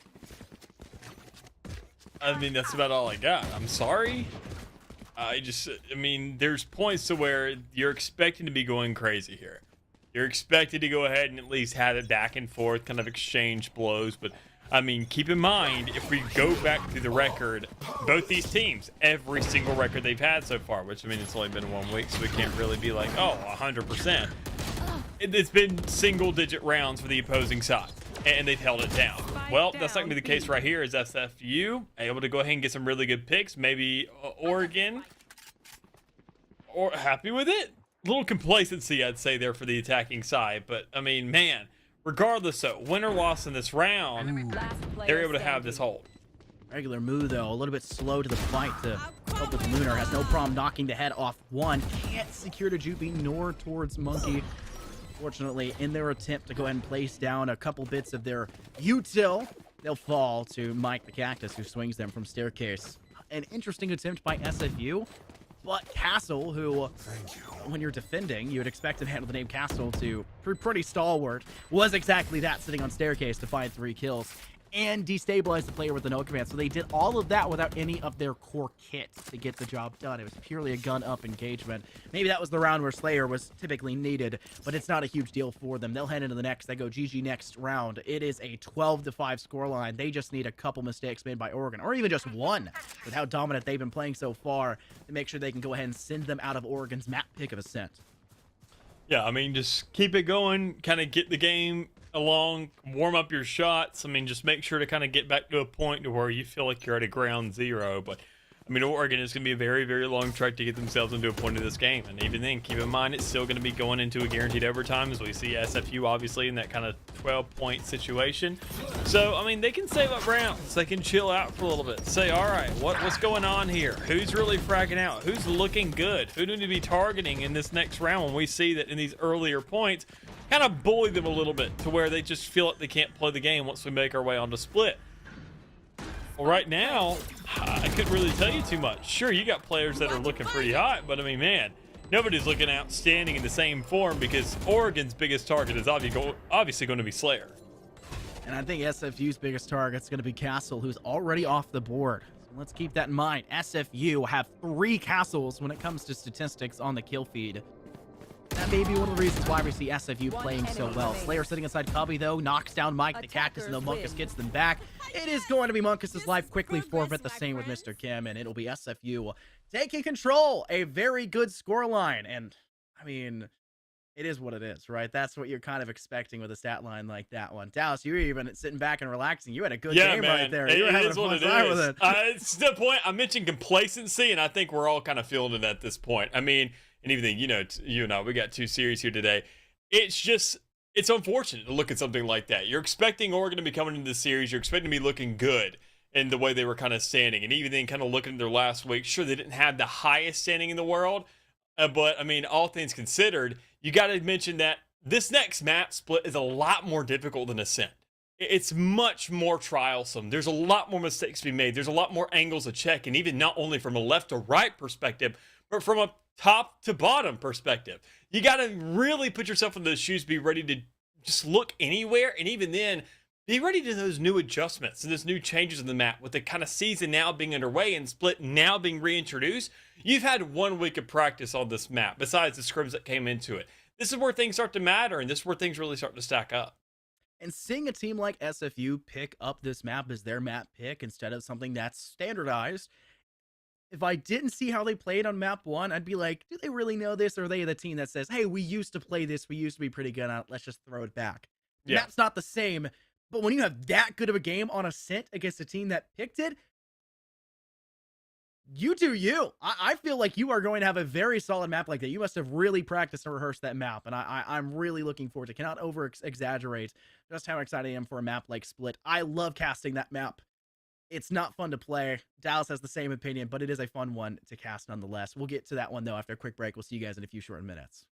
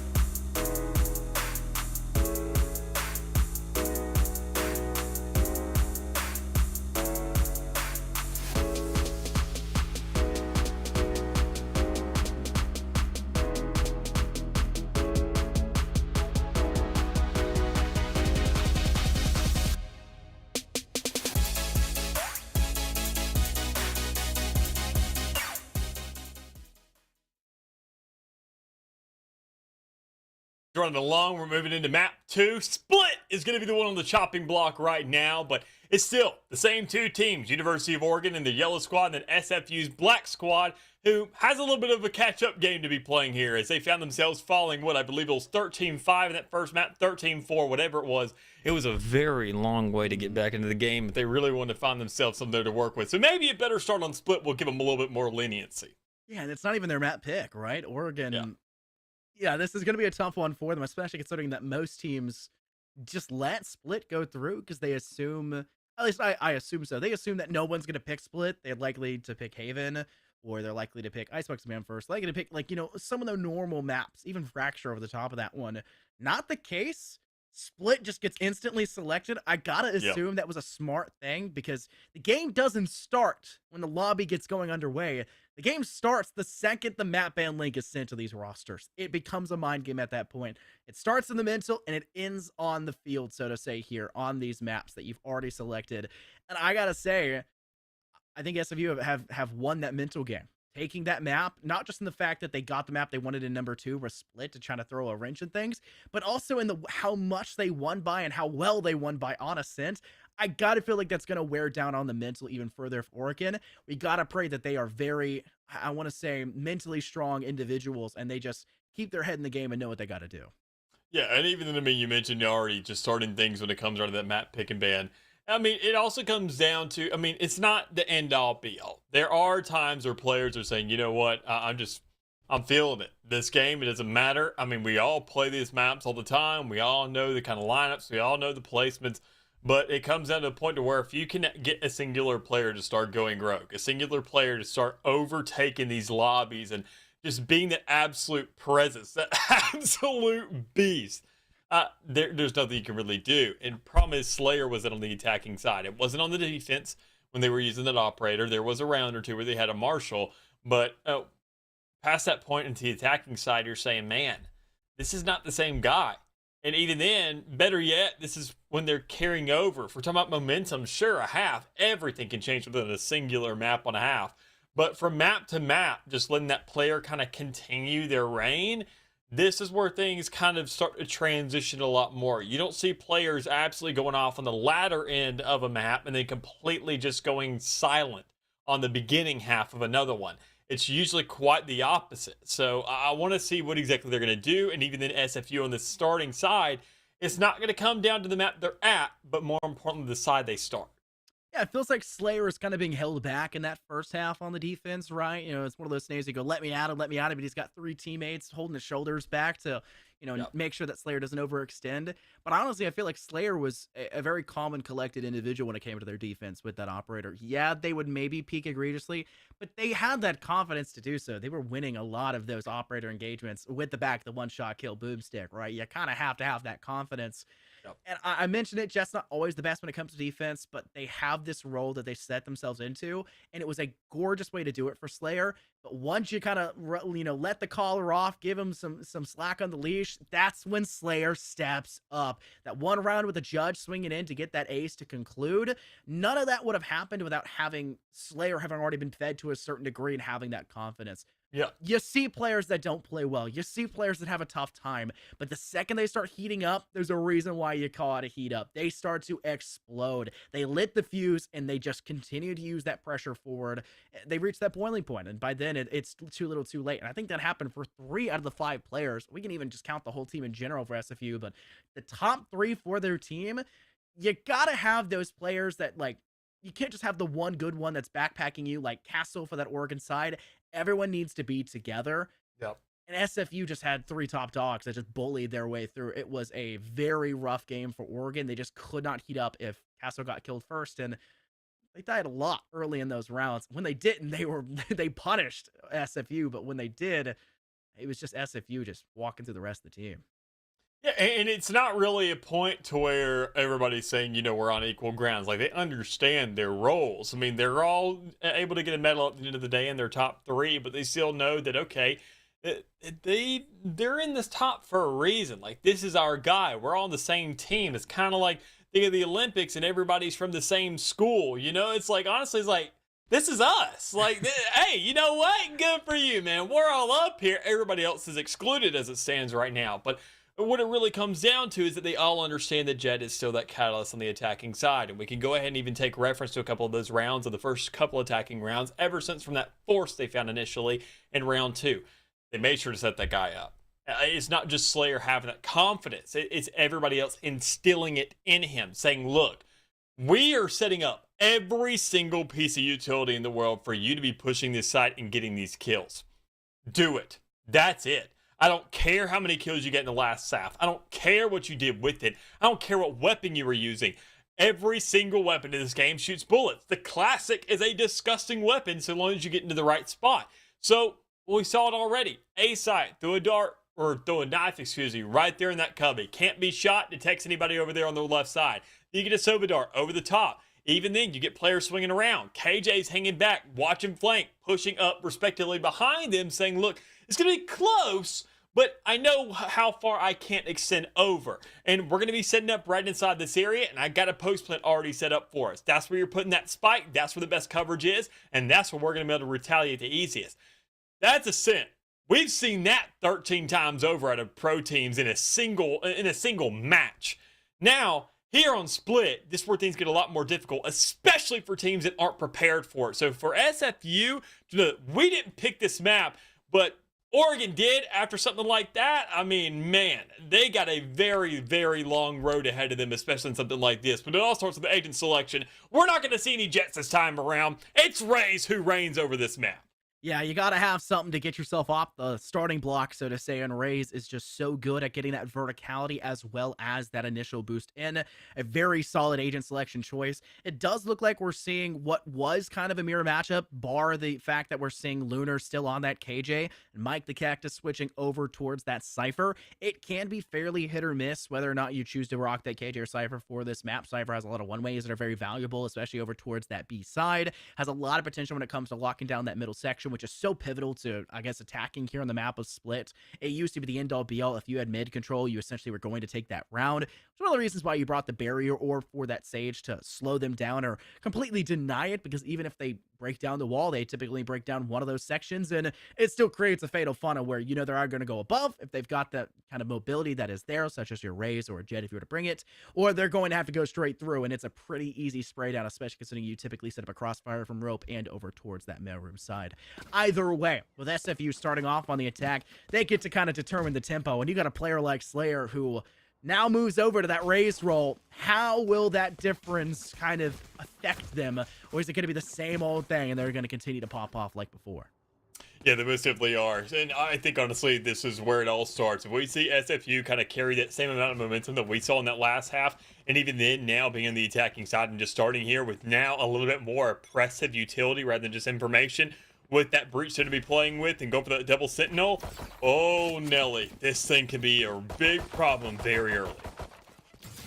Regular Moo already on site, though they're Sage the player of choice to have the spike itself. Icarus, he's in the option for an initial plant. Scared of the paint shells that were sent from tower, but no one's actually, I guess, aggressing directly towards Slide, and Oregon are going to wait for the rest of the team before starting to move forward. The most annoying piece of util in the existence of Valorant for round 1 and 2, if you lose the pistol, is that barrier orb. Completely just slows down all momentum. It's a pain to destroy, takes too long, and in a post-plant scenario, every second matters. Lunar finds first blood, though, dies to the player Munkus. Freak it with a pick of their own, but it is down to just Slayer left by themselves. They find a second here in this round. They'll paint shell out to buy some time. Tries to go for the cheeky wall bang around that corner. Oh! Sprays down Mr. Kim, and now it is just a one-on-one. Slayer making ton of noise! A 4K clutch! And SFU hold on to round 1. Slayer does what he does best. Welcome to Split, Oregon, because man, let's see, maybe new environment, new map, but same Slayer. I mean, this is gonna be something.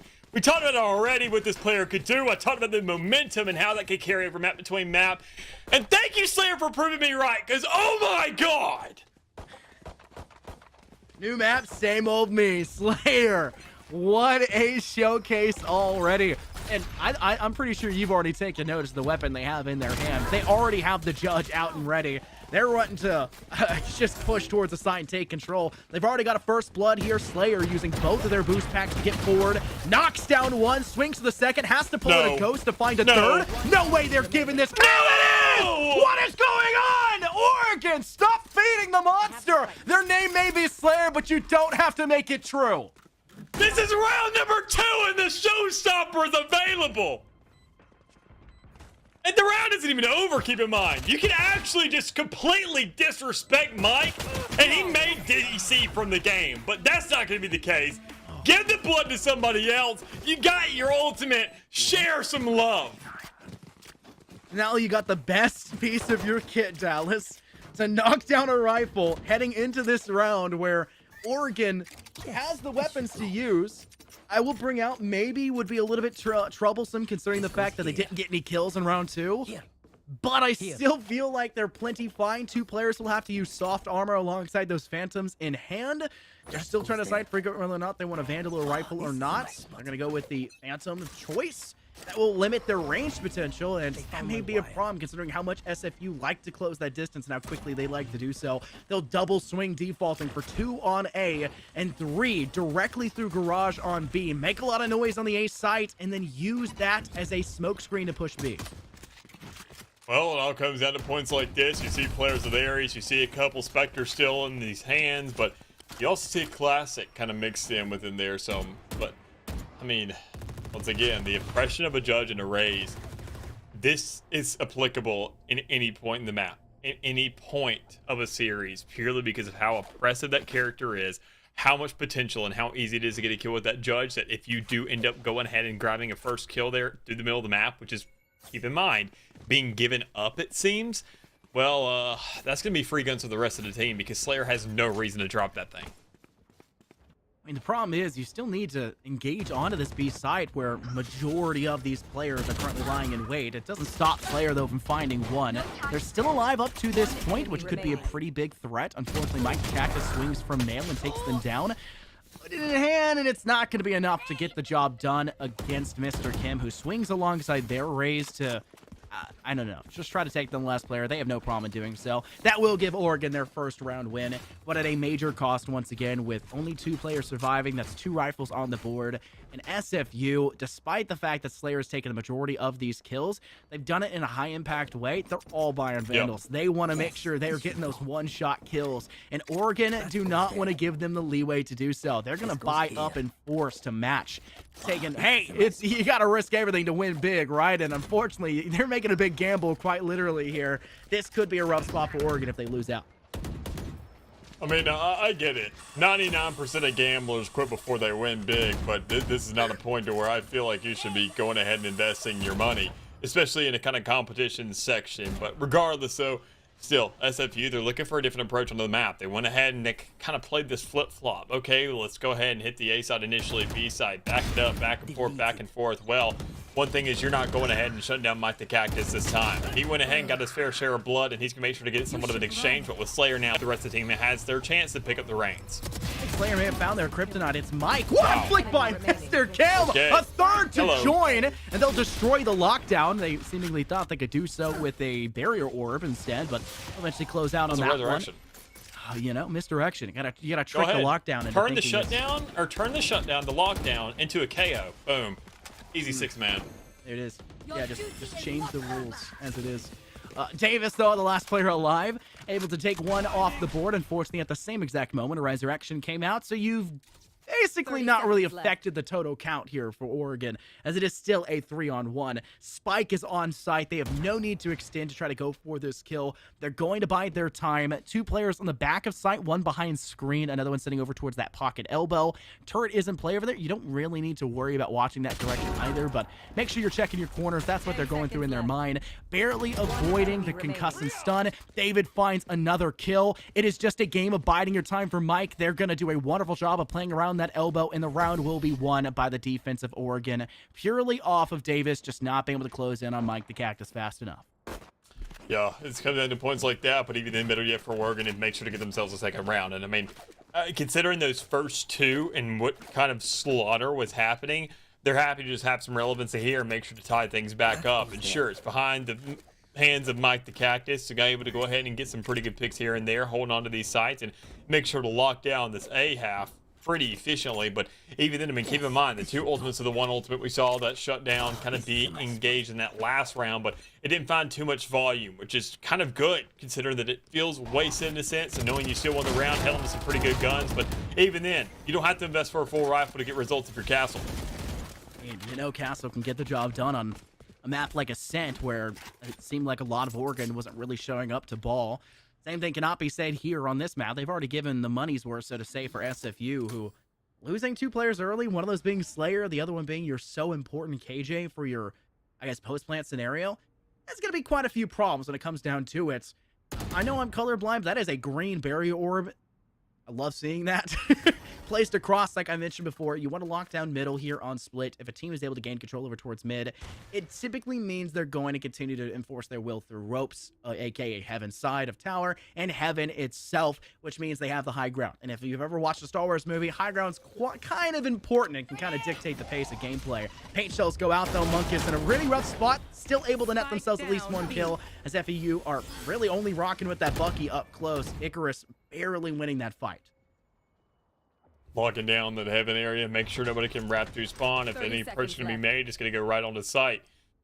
And it's obviously a little bit of a questionable predicament here for the side of SFU. Where do you go? What kind of shots do you make? Can you even nail the ones that you had the opportunity to take? And it's not going to be there. So Oregon able to go ahead and now maintain themselves a lead a little bit. Get that first one on the board and maybe keep things going along, because SFU don't really have the money to buy up in this one. I don't like the idea of Davis buying a rifle. I don't think this is the round to work with. And it just seems... This goes here. I don't want to phrase this. It seems like a round that's inevitably to be lost for SFU, and them trying to force may put them in the same situation that Oregon was put into and Ascent. They kind of expended too much. They weren't really able to find their way back into the game. And that's what plagues a lot of collegiate teams in Valorant Dallas, where they kind of run into money problems. And it just feels like one of the simplest things from an outsider's perspective is managing your credit economy, but it's so difficult in the midst of the action to keep everything even and know when to buy and when to save, especially knowing what's going to be coming up next. And it looks like Oregon, with the fact they took 3rd, 4th, and 5th round win, they will have no problems for the next few, especially with SFU running at them with little to nothing in their hands. Yeah, they always have like, what, 2-3 players remaining at the end of every single one of these rounds. So, I mean, they're keeping the majority of these weapons. This money that's being invested isn't going to waste. It's not being traded off. It's just being locked down. So that's a good look in there, but even then, a good little kill coming out from Slayer. Nice little slow word to back things off behind the paint shell, so you know that you're getting some, at least a single yellow kill, but that's not going to be picked up. It's a quick rotation that's already being called underway, and even then, absolutely zero budging for the side of Oregon. So this is good for them because they have resources still over towards this B side. They didn't overinvest just because one scary player was there, but that scary player's on site now, and they've already resulted themselves 1 more kill. That's a right from the back side as well, now into the hands of Slayer, and that's the only one they've actually been able to grab.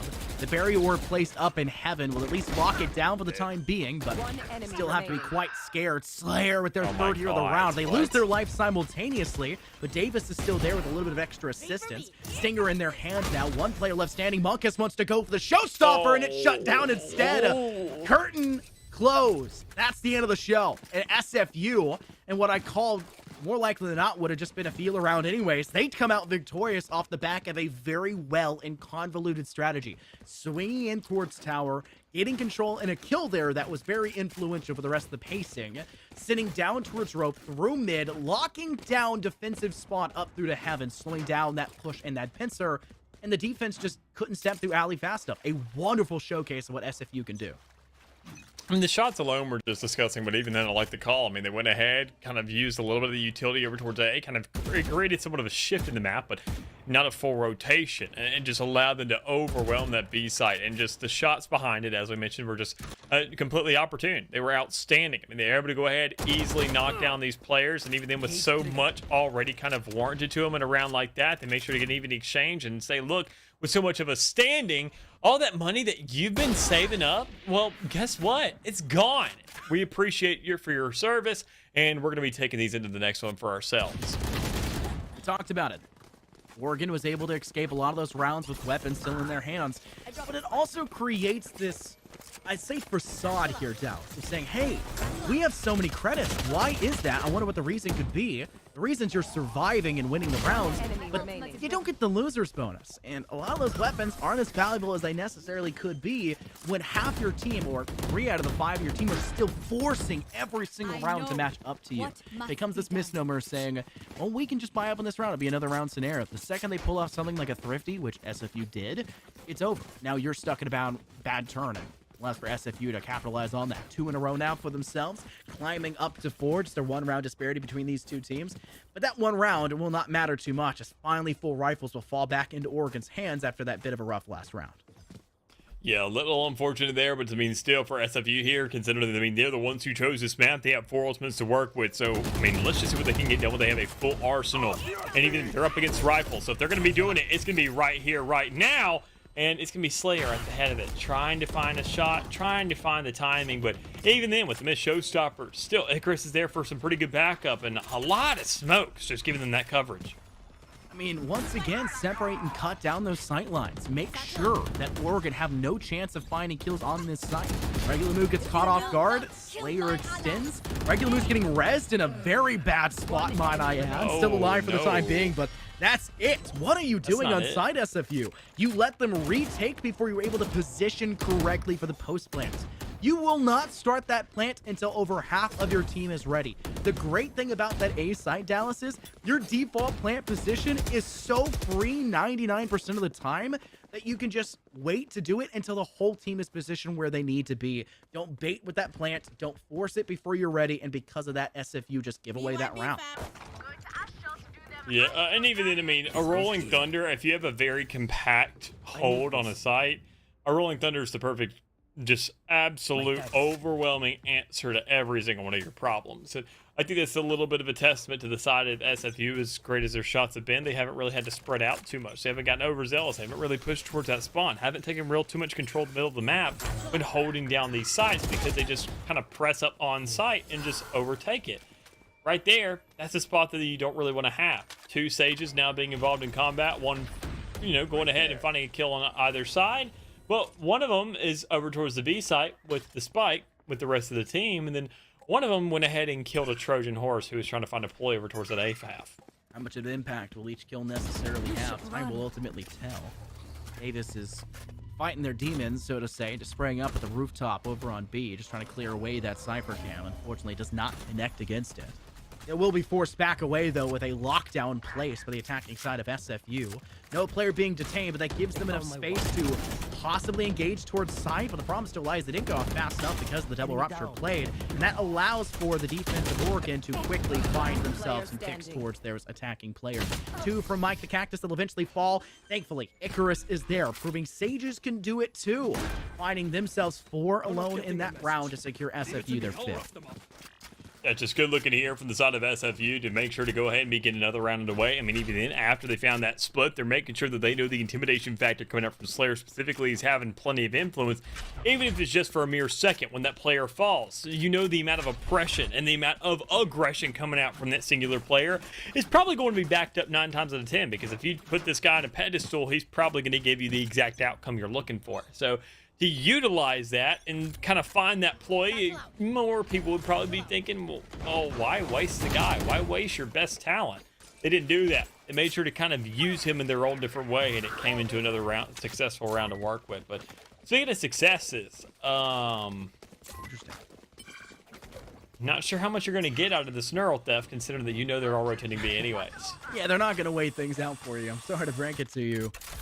Best bet of information you're getting is the Roomba working its way down into rope. And yeah, it's a bit dusty down there, but just not much to work with. It'll just slow you down even further in this post-plant scenario as well for SFU. They quickly got to site. Now they're going to be facing off against a very thrifty engagement for Oregon. Slayer has gone unnoticed still. Working it for Mail. Okay. Hand and gun. There it is. Finally. You can't! No! Slayer! You can't miss that opportunity. Not my Slayer. A rifle. That's not my Slayer. Hashtag not my Slayer. That rifle could have been there, but unfortunately it isn't. Davis goes unnoticed. Huge play there for the Rapture. Unfortunately, doesn't seem to matter. Icarus sprays down both of them. It is a miracle Davis is still alive up to this point, finally falling, and that gives the intel to Icarus. 2 rounds in a row, 2 4Ks to guarantee SFU another round win. And fish in a barrel at that. With that cause of divide right there up against that wall. I mean, there's not really too many places you can go at that point, and they have both halves covered. So for SFU now, this is their guaranteed 6th round. This is its guaranteed half that they have now set up for themselves on the attacking side of this map, keep in mind. And oddly enough, they actually, even though the defensive statistics for this map were outstanding before they took it out of the pool, the majority of the changes made to the map were for the defensive side. They give them more angles, a little bit more variety for holding, because they noticed that, I mean, retakes, once they actually did get underway, weren't too good either. Just attacking on this map was horrendous no matter what side you are on. Regardless, though, I mean, looking at it, knowing for the attacking side, you've already guaranteed yourself 6. That is amazing. And even then, with the first blood, they're not looking to stop. Technically, Split has had 2 small map reworks, the last one being much bigger than the first one, and it's still defender favored despite all of that. That is a crazy fact that even Riot has not been able to fully tone in and drop it to a more even 50-50 split. And the fact that, like you said, SFU gaining at least 6, that is a huge spot to work from. I don't know what Davis is doing. I'm honestly amazed that Davis is just over on the B side this quick while the rest of the team was on A. I won't call it a bait, but wow, what a play nonetheless. That guarantees them spike here. That will force Oregon for a pretty hasty rotate over towards that B side. And this is maybe the time where Davis gets a little bit aggressive, plays for a cheeky angle, and tries to cut it down to a one-on-one engagement instead of having to deal with both at the same time. Can expect one or both to move up towards Heaven. Maybe would have expected one to move towards Alley instead. Davis is looking to follow those players up into Heaven as slow as they possibly can. No intel is there. Showstopper's been pulled out for Monkus. Davis has the flank. They've got a wonderful angle to work from. Cuts down one, and now can just find their time. The Rolling Thunder's out. What can they do? Oh, no. Fish in a barrel, like you said. They're just going to send all of the kid. What are you going to do? Davis, what a clutch in SFU. Reach 7. I guarantee you, I mean, there was no shot there. I bet you Kim was just kind of looking up and didn't even have hands on the keyboard or mouse, just saying, you know, some things you just can't fight. You just know. Yeah, it seems like doom, the prophecy's fulfilling itself, and I just really can't fight fate. But regardless, though, it seems like fate for SFU, considering their dominant last half, that last map, and now going ahead and continue on the same side of, you know, on the attackers. Now, here in a different map that is their selection, that they would have themselves a lead by the time this half is coming to a conclusion. So that's now guaranteed for themselves, a resurrection and a constant divide to be working with in a round like this. They have really, really good setups and a lot of tools in their toolbox trying to be playing with. But are they going to be able to fix this thing up and get themselves an 8? Well, it all starts with whether or not they can find a first blood, and that doesn't happen. Monkus beats them to the cut. Yeah, Slayer getting hit once in the body slows them down. You have that little bit of slow effect from getting tagged, and that just kept them there. They were not able to fall off that barrier orb fast enough, and a little bit too thick for their liking maybe, but to each their own. Oregon is working at a spot where they have that man advantage. They have 3 players on that B side, and it doesn't seem like SFU want to give up B just yet. They'll quickly extend in through mid. They'll smoke off as if they are perusing that option, but the fact that that cam has not seen a single player peek through that smoke, the alarm bells are ringing here, Dallas. They are hitting that A side, and they are hitting it fast. Lunar setting up in kits, full util inside of tower. Plant will, in fact, be going down, and SFU can have plenty of time to actually set up a post-plant position on A site, which is where they have, to be frank, stunk it up in their post-plants previously. Yeah, I mean, these retakes on the A side have been pretty successful for Oregon thus far, but even then, Davies able to go ahead and be alive in a situation like this, you're happy for it. No Rolling Thunder this time, you're happy for that, but even then, you have a Resurrection available, but can it be popped in a spot that does make sense this time? Maybe not behind screens when you have 5 players pushing up on you, but regardless, Icarus is just holding things down. Don't even need to employ it, because you don't need extra people if you're a one-man army. That's it. One-man army, and Icarus has been such a key player. Icarus has been such a key player for the side here of SFU. 2 4Ks in a row has been a constant figure for their side. Yeah, we can give everything to Slayer, who's had, what, an ace, 2 4Ks, a ridiculous game just in general for the whole series. without Icarus on this map, it'd be a totally different story. Because 2 of those rounds where Icarus gets a 4K, you take Icarus out of that scenario, they die first, and SFU will not win those out, and it would have been a 6-6 tied half. And yes, defensive-sided map, statistically speaking, but SFU may not be the team we expect on defense. Things can always change up. It is the collegiate scene. Things aren't always what they seem, but they had a great showcase on Ascent. It's going to be a matter of keeping Slayer at bay. They're playing Raze a lot more aggressive of a duelist when it comes to a map like this. They may not be able to be leashed in like they were on Ascent with that Jet. A little bit of the setup towards the middle of the map. Oregon looking to go ahead and be on the attacking side now, but it seems like SFU, they have a little bit of a better game plan because they've been in these situations. They practice them 10 times over. They know that middle map control is so important, so why not put one of our most influential players, especially one who's good with a shotgun, let's put a really cheap one in their hands and maybe just let them kind of hold that thing down as the rest of the squad is kind of scattered about the map. And the double setup over there towards A with the KJ kind of playing a little bit more wide open range. You know that everybody can hit their shots, but I mean, in a round like this, there's kind of points where just you don't have the range behind the shots to get the job done. It's not the biggest deal in the world, but when you get a player with a ghost, you're looking to go ahead and kind of lean into the ballistics that you're excelling in. So already Lunar in a bad spot, kind of going ahead being trapped in the back of sight, but makes some nice breathing air for themselves. Get 1 kill, make it 2. What a round! They're down to literally no HP, it seems like, and are still coming out like that. Slayer around the corner. Icarus is a bait and switch. Just trying to be that smoke screen up front. Allows for Slayer to swing around that corner, doing their best. I am blanking Neon impersonation. That's what I'm looking for, to slide on by and hit them with that shorty. Either way, Slayer now top fragging as usual, and SFU are continuing to ride that high, so to say. They're going to buy up for this round. They'll leave 1 player, maybe not, that doesn't buy anything. I think they'll do so. No, they're in fact going to force up with everybody. 2 Odins on the board defensively. That is a bit cheeky, but honestly, I'd kind of go with it because those weapons can be, if you win the round, brought in and be very substantial on a round 3. But the Oregon just want to avoid all of those obstacles. They're going in big. They're trying to go for the kill. Spray down! Icarus with 3! And Slayer with the paint shell and shorty combo. Get the job done, and it is a great closeout for SFU.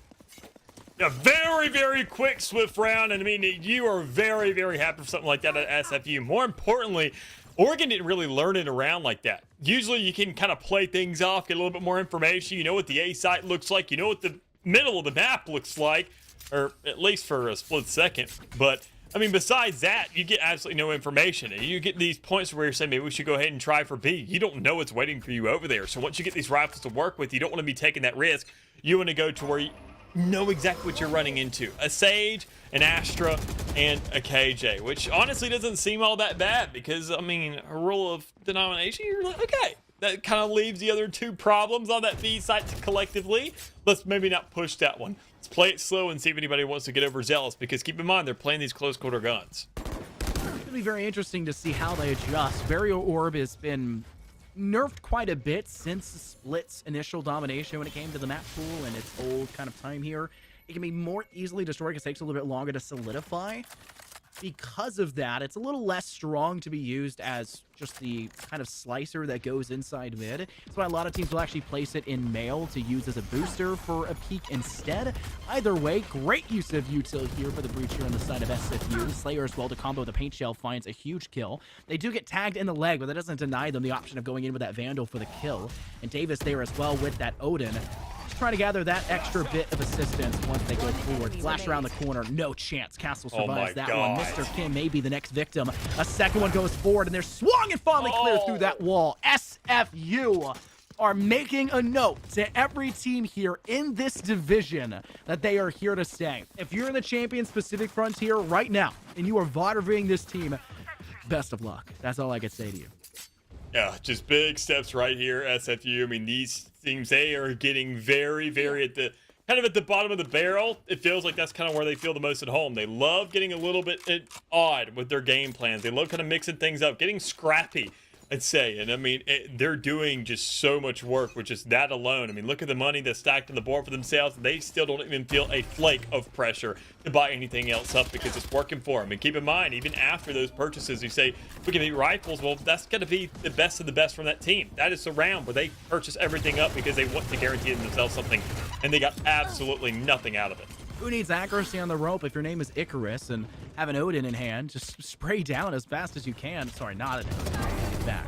They still have no problems, though. That's 2 kills, make it 3. Lunar, what a big play. Finally losing their life to the Stinger. But the second you think you found a bit of an impact, that's when everything starts to fall back the other way. Frequent, yeah, maybe not a frequent flyer, as it is instead Slayer flying high, trying to get over towards him before Icarus can close out with that Odin I mentioned previously. Match point.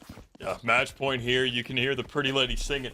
And I mean, everybody just going ahead and just looking for a way to lock this thing down. Obviously, you can tell that Oregon still, after a bye to a certain extent, they can't really get everything they want. Monk is the top fragger of the team, and even then still being negative. That's something you don't want to hear very often. Not able to even buy a full rifle in a round like this, or full armor at that. You are absolutely deprived of resources and can't really get things done. That it almost feels a little bit, if we're talking just full arsenal, it's just a 3v5. And SFU, they still, honestly, they may go ahead, they toss a couple things out the water. They said they know what we're dealing with. We're going to have some fun. We're going to hold some things down. We're not going to give up too much out of the defensive strat book because we're just going to find kills. Slayer, we highlighted them previously on the defense. We weren't going to give them like the highest praises when it came to Ascent's defense because they were just the operator. They're once again showing everybody that operator players are very pivotal to successes on the defense. They'll find that first pick onto the opposition stage. Castle extends and, yeah, finds a kill, but overextends on that and falls to regular move right after the fact. Another spot where SFU continue to get that man advantage for themselves. With Spike in the hands of Mike the Cactus, yeah, you can peek over towards Garage. You can take control over towards B. But once you take down Davis, who is quite low, might I add, the alarm bells will ring. And you've got a Slayer up inside Heaven who will very easily have that information because you don't have the best kit for denying sightlines. A Cypher Cage is there, but will it miss when Slayer's the one taking the shots? It's a hard call, and I would not bet my money on it. They'll pivot back to A, which is a smart choice considering how much ground control has already been gained by your Astra. Yeah, you're looking at this rotation, you're hoping that nothing's really going to catch you out, and even you already have a player there towards rope inside sewers as well. So you know that at least both of the avenues on the side are all cleared up, and even then all the way in spawn as well. But you get cut a little bit short right when you start to feel comfort. You go ahead and start feeling death as well, and bullets start to rain on your back. So the 1v4 situation, Monkus has everything on the line, trying to get things done, spike in hand, and just can't get the job done when you got 3 absolute units just firing right at you, whether it be rocket launchers, Odins, Ares, Vandals, even operators, who knows. It's just a little too much for you. Bullets and rockets. Oh my, what a great showcase from SFU. Starts with Slayer going absolutely haywire the first 2 rounds. A little bit of a hot streak from them, or say a cold streak for them after the fact. But when Icarus can find yourself that little bit of a surge back into the action, a team that frags together can win together. You don't need the one-man army. You need a whole army to win those wars. And they did a wonderful job of making sure that everybody on the team was getting their highlights. Davis with a wonderful clutch up. Did the 1v2 what we saw over on that B side with the huge wraparound up through Heaven. Icarus's 2 rounds with 4Ks back-to-back. Slayer every round, it seems like, besides the one they die first on that entry. That is a team that knows what they're doing. You just cannot highlight them enough, and none of those players be able to pop off as well as they are without the rest of the team pushing them forward. That's one of the things we talked about going into this map. It's not just the one-man armies. Behind them is another 4 players that are really giving them that extra edge. Yeah. You can have a relay race, and if you got Usain Bolt at the front, you feel pretty confident, but you've got a team of kindergartners behind them, you're still losing the race, right? You got to make sure everybody's stepping off the gates. You want a full team of Michael Phelps with that race. Yeah, and even then, I mean, considering you talked about it, I mean, just racing generally, we like the change of pace when it came around to split. I mean, obviously, Raze is going to be the #1 advocate when it comes around to your duelists on that map and getting things done, but even more so when you have that judge. We saw the power of it already just with the Jet in that first map, which it doesn't really feel as optimal. But once you get that Raze and once you get a player who can actually excel with that, we saw it already just in the flesh right here in these first couple rounds, just as an introduction, letting you know, we're still here. We're still ready to go. We're still getting things done. And if you think that's going to change, you better wake up because round 3 is underway and you're probably going to lose that too. That's exactly what happens. So SFU, they're a force to be reckoned with. And I think, honestly, with them continuing that trend of games going in the fashion of the opposing side, only having singular digits, maybe not third map this time, but still just as dominant. Was that a flawless second half as well, Dallas, if I recollect correctly? Didn't they end 8-4 at halftime, and it ended 12, 13, 4. Because the third round they shut down with an Odin and just kind of kept on going along with it. What a game from SFU, and I'm sure they're going to be reveling in that victory. It is quite late, though, so we'll go ahead and send every one of you, I would say, back home. You're probably home in the first place. We'll let the players, though, have a little bit of a breather. Thank you guys very much for watching. Once again, congratulations to SFU for their victory. Just be careful now. When you get broadcast, that also puts out your strats out there. You're going to get VOD reviewed. Work harder. Don't let it stop. You're on a 2-0 spree. Let's keep that going. We'll see you guys for the next broadcast. Stay tuned tomorrow for more 6.